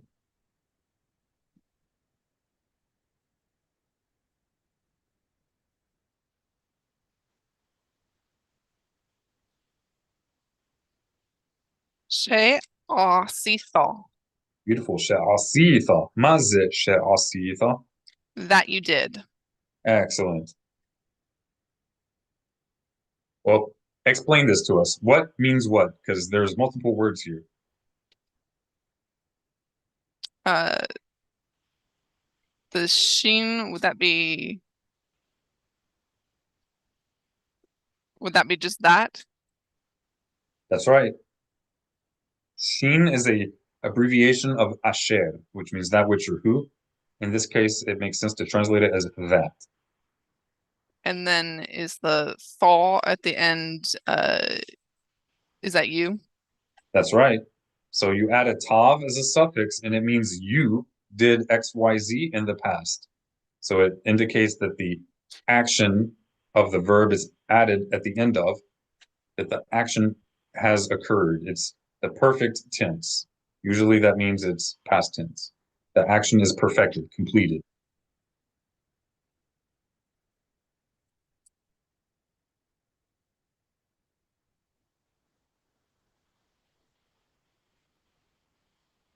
La avothenu.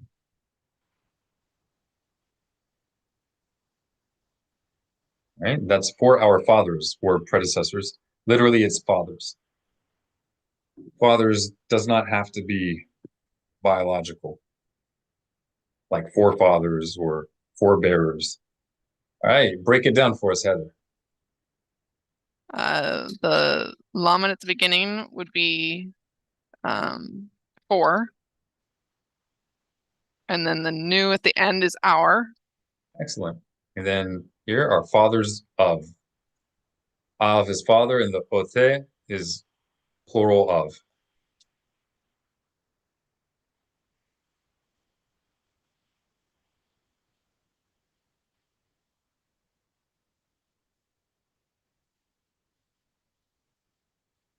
Bayamim hahem. In those days. Right? Which one means what?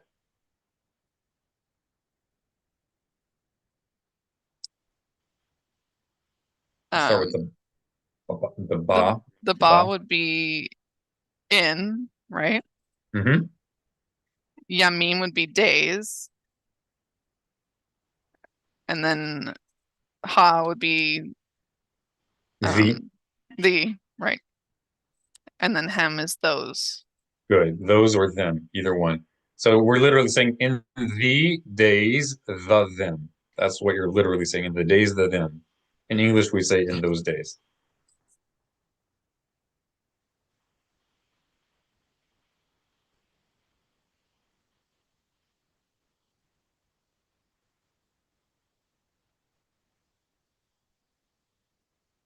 Bazman hazeh. All right. At this time.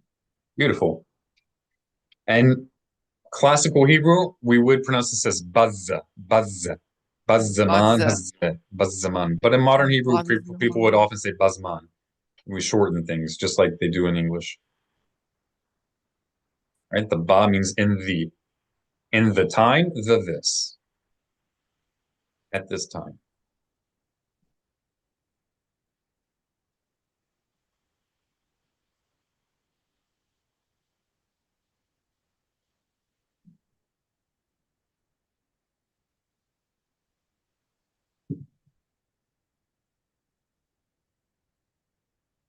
Go right ahead.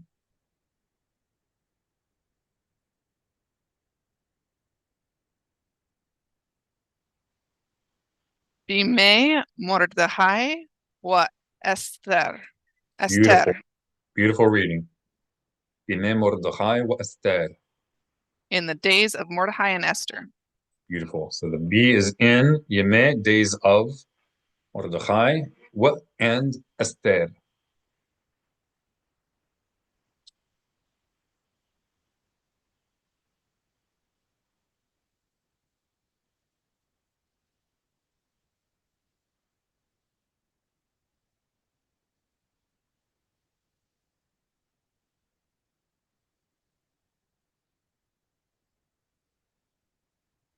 Beshushan Habira.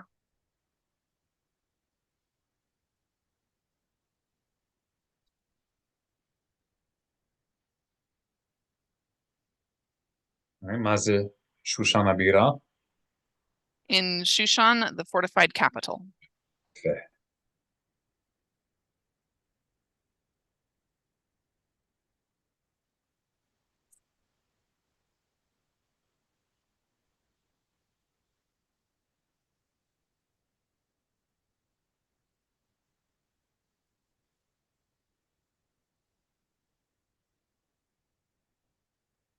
Kashe Ahmad Alechem. Alechem. Yes. One more time. Let's read it. Kashe Ahmad Alechem. Beautiful. Yafe. Right. And literally it means kshe. Kshe is a prefix. It's the kaf prefix plus the she prefix together. It means when or while. Here it means when. Ahmad, really it's he stood. He stood. In English, we would say he arose, is what we would normally say. When he arose, referring to Haman, the antagonist.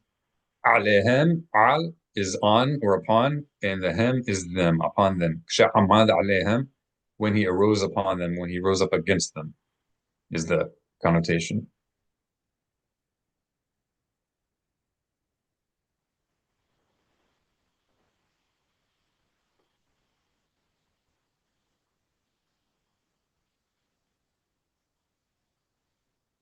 Haman hara. Beautiful. Haman hara, hara, Haman hara.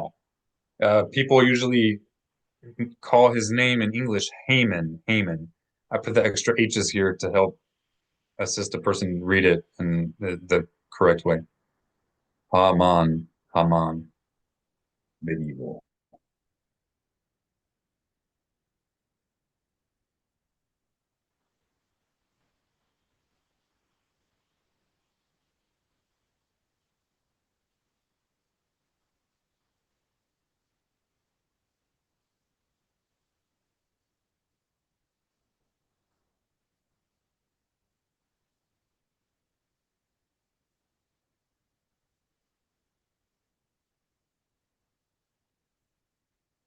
Lehashamiz la harag. All right, let's read it one more time slowly. Remember Lehash. about Shavaz. Let's be careful with Okay. Shavaz and O sounds. Lehashmiz la hagor. One more time. Leharog. Let's do it one more time. La harog. All right. Now we have a hataf patah under the he. That means it is pronounced like a patah, an ah, but it's unaccented. So let's do it one more time. Unaccented. La harog. That's it. Let's do both of them now, one after another. Lahashmiz la harog. Excellent. And mazeh, To destroy and kill. nachon. That's correct. We're reaching the end.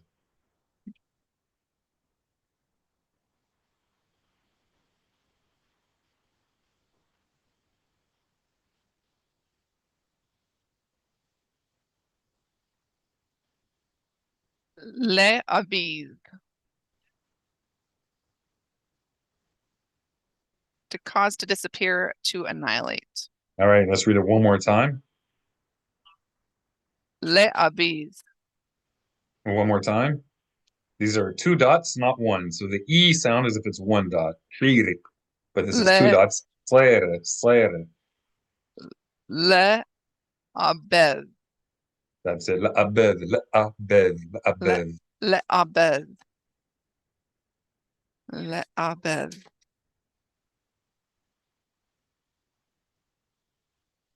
And that is to cause to disappear or to annihilate. It can also mean to, it's really to lose, but it, depending on the context, it can mean to make something be obliterated, be gone.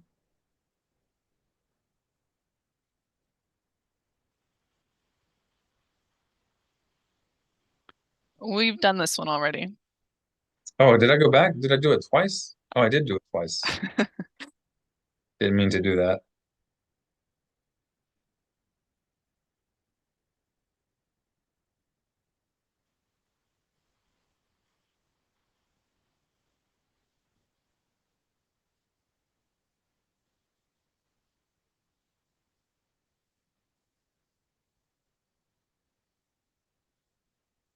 Kal hayu hudim.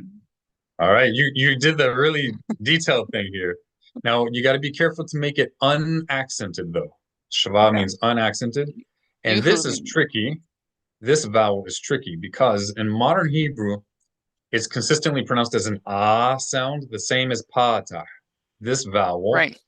But you it's can see the ones I'm circling, right? You can see that blue thing. yes. This Yes. vowel and this vowel are pronounced identically in modern Hebrew. However, even in modern Hebrew, they preserve the historical pronunciation of this vowel in certain words, certain key words, and this word is one of them, where they preserve the distinction. Perhaps because it's such a common word, they succeeded to preserve it better. I don't know why exactly.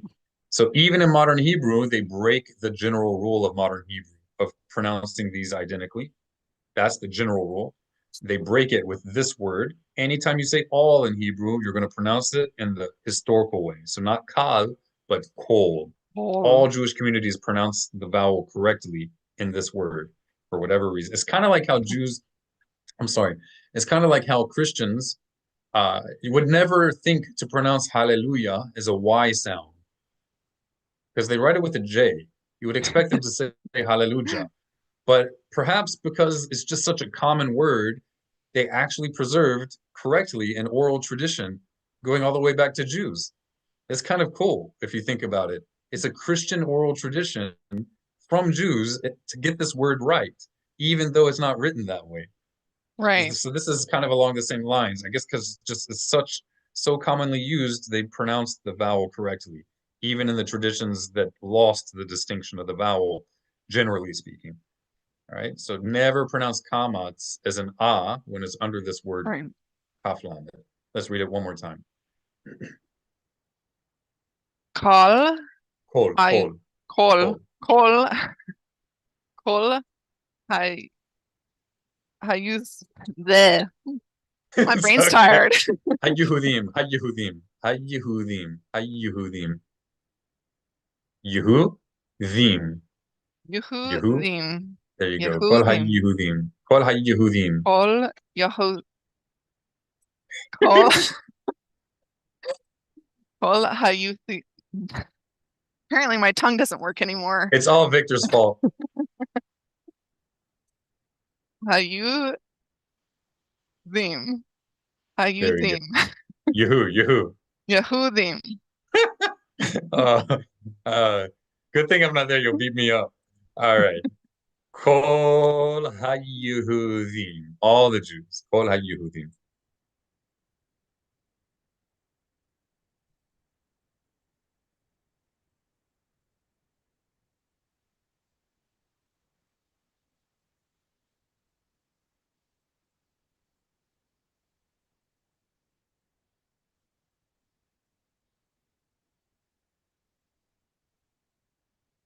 Me, not or, wa or,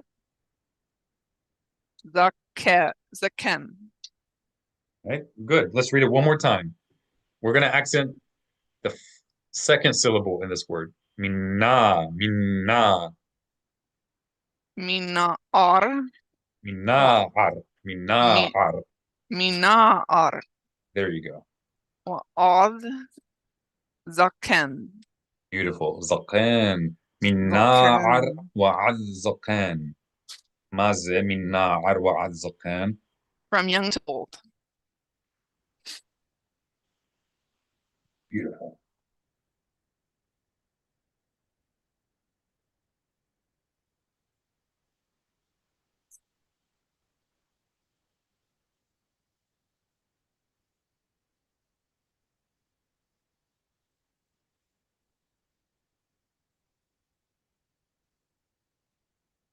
Saf, wa nasim. Nashim. All right, let's read it one more time. Be careful with the first letter. Oh, Toph, wa nasim. Very good. So this is the letter Qaf. Nasim. Qaf wal Nashim. Qaf wal Nashim. Mazet Qaf. Mazet Qaf. Infant. That's right. And Nashim are women. Qaf wal Nashim. Infant and women. And this is an example of singular form being used, even though it's intended as plural. Hmm. So what are we saying? If we're going to be ultra literalists, are we saying they only wanted to kill one baby? They weren't planning to kill them all. No, it's just the way that Hebrew works. It's not English. It's just not English. It doesn't In function English, we as, have something similar with fish is yeah, not pluralized unless you're referring to multiple kinds of fish. correct. And deer, yeah, Sheep. right.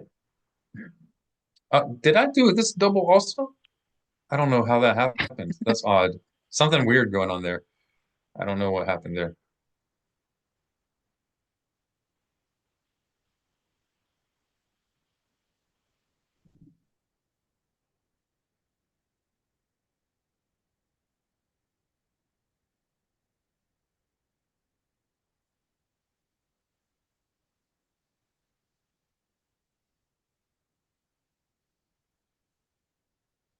Ushelalam lavos. Right? Now, let's look at the shva. What is the general rule on shva? That it's silent. If you're unsure, yes, if you're unsure. So ushlalam lavos. There you go. Ushlalam lavuz. Some would say lavuz, depends on the manuscript. Ushlalam lavuz. Maze ushlalam lavuz. And to plunder their possessions. Very good.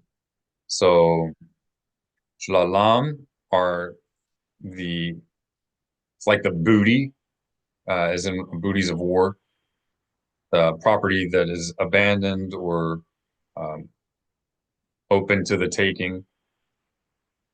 And then the is theirs. That's the third person possessive suffix. So their plunder, lavuz. I'm sorry, their possessions, lavuz, to plunder.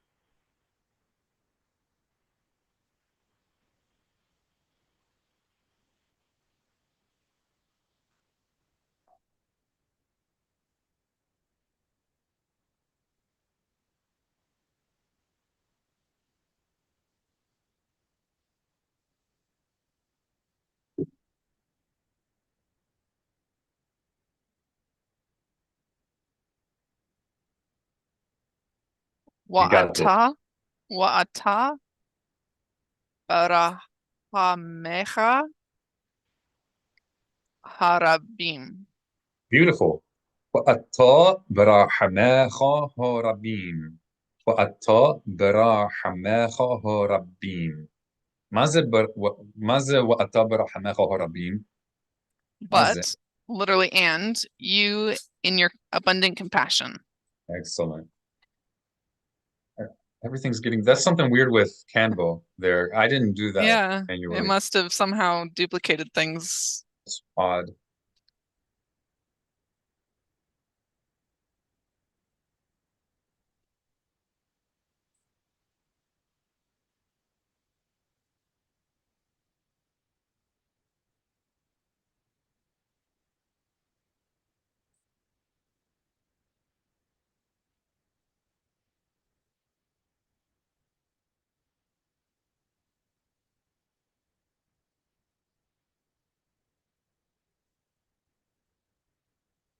Hefareta et ozazo. Asa, asa, Osazo.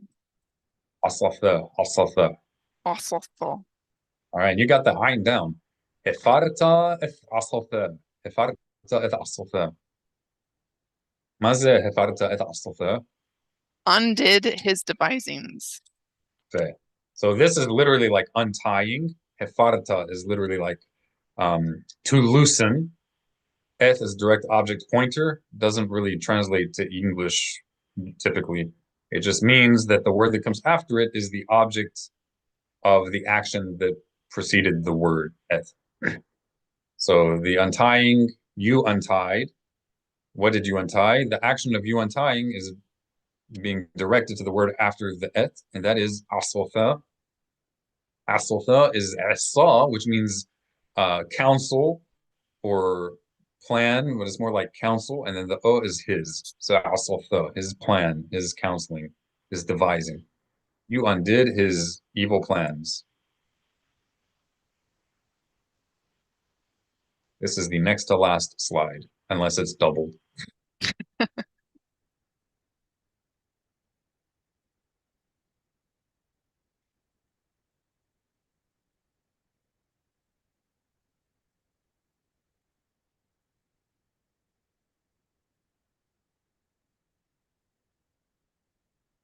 Wethalu otho. Wethalu'atha, wethalu'atha, Wethalu otho. wethalu, or in modern Hebrew, vitalu, vitalu'ata, vitalu'ata. In Ashkenazi, visalu aisai, visalu aisai, wethalu'atha, wethalu'atha, and they hung him. Wethalu means they hung. Atha is him. It's the direct object pointer et, conjugated with a third person masculine singular. That's him. Otho means him. That's the normal way you would say him in Hebrew. Otho. Right? Wetholu Otho, and they hung him. Okay, so that was not the next to last. It's the next to next to last. This is the next to last.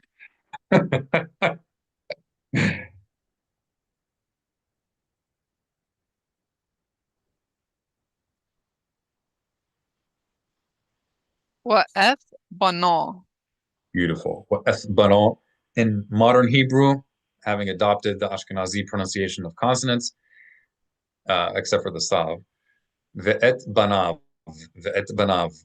In Ashkenazim, ve'es banav, right? Wa'eth bano in proper classical Hebrew, wa'eth bano.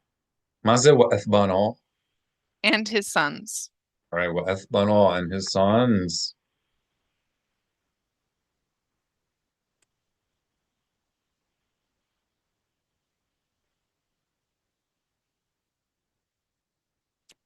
All ha'etz. Es. As. Yeah, es. Al ha'es. Al ha'es.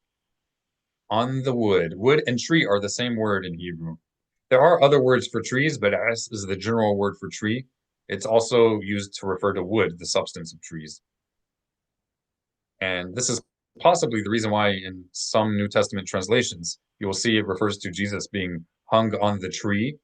Doesn't mean he was hung on an actual tree. It's because it could be, I don't know how it is in Greek, but it could be an indication of a Hebrew origin of that particular passage, at least, because the word for tree and wood are the same word in Hebrew. And here it's referring to the gallows. So they're referring to the gallows as the wood structure. So al is on or upon, ha is the, and es is tree or wood. And that concludes it. That concludes your Hebrew lesson for the day. You guys are ready for Purim. I will share on the Mishnah Walks WhatsApp and Telegram group, and we can also share on the Facebook group the blessing that is added. It's not really a blessing, but it's an addition to the prayers that we add to the Birkat Hamazon, the grace after meals, and we also add to the Amidah prayer, the regular daily prayer. We add a little short paragraph addition on Purim, and if you review these words that we learned here today, you'll be able to understand the overwhelming majority of what that prayer edition is saying. Lema'an Shemo, for the sake of his name. Kol hakavod, Heather, for helping us and for being our stand-in audience. Kol hakavod, you did excellently. Victor, meh, that's all I have to say to you. Victor's tending to his baby lambs. All right, you guys, thank you for joining us. Thank you for joining the Mishnah Walk. We will now conclude with our final prayer of gratitude to God. You will see in that prayer, in the very first word, one of the words that we learned today. One of the words that we learned today, we learned nodeh, that is, we shall give thanks. And here is modeh, which is the singular form. Masculine form is modeh. Heather is going to read it. She's going to turn it into the feminine from modeh to modah because it's a woman speaking it. You know what, Heather? Don't say modeh or modah. I want you to use what we learned today. Today we learned nodeh. So you will replace this with nodeh. We shall give thanks. We are grateful. Nodeh ani Anahnu, because it's, yeah. Adonai Elohai. Hey, so nodeh anahnu lefonecha Adonai Eloheinu. Right? We've conjugated it to the first person plural. We are grateful before you, O eternal our God. Nodeh anahnu lefonecha Adonai Eloheinu. We are grateful before you, O eternal our God. Shesamta Helki Miyoshve Bet Hamidrosh. Tetargemi, translate.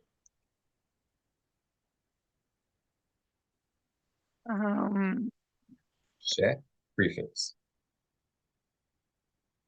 She got this, y'all. That That's right. She is that.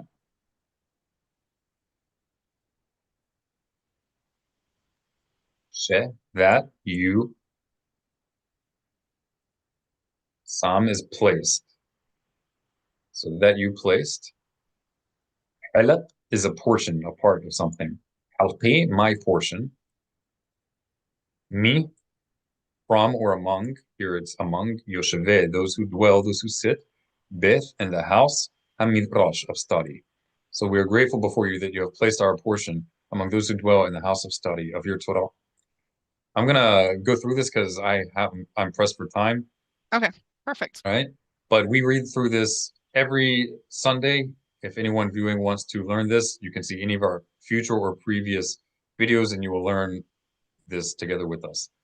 All right, so we are grateful before you, O Eternal, our God, that you have placed our portion among those who dwell in the house of study of your Torah. I'm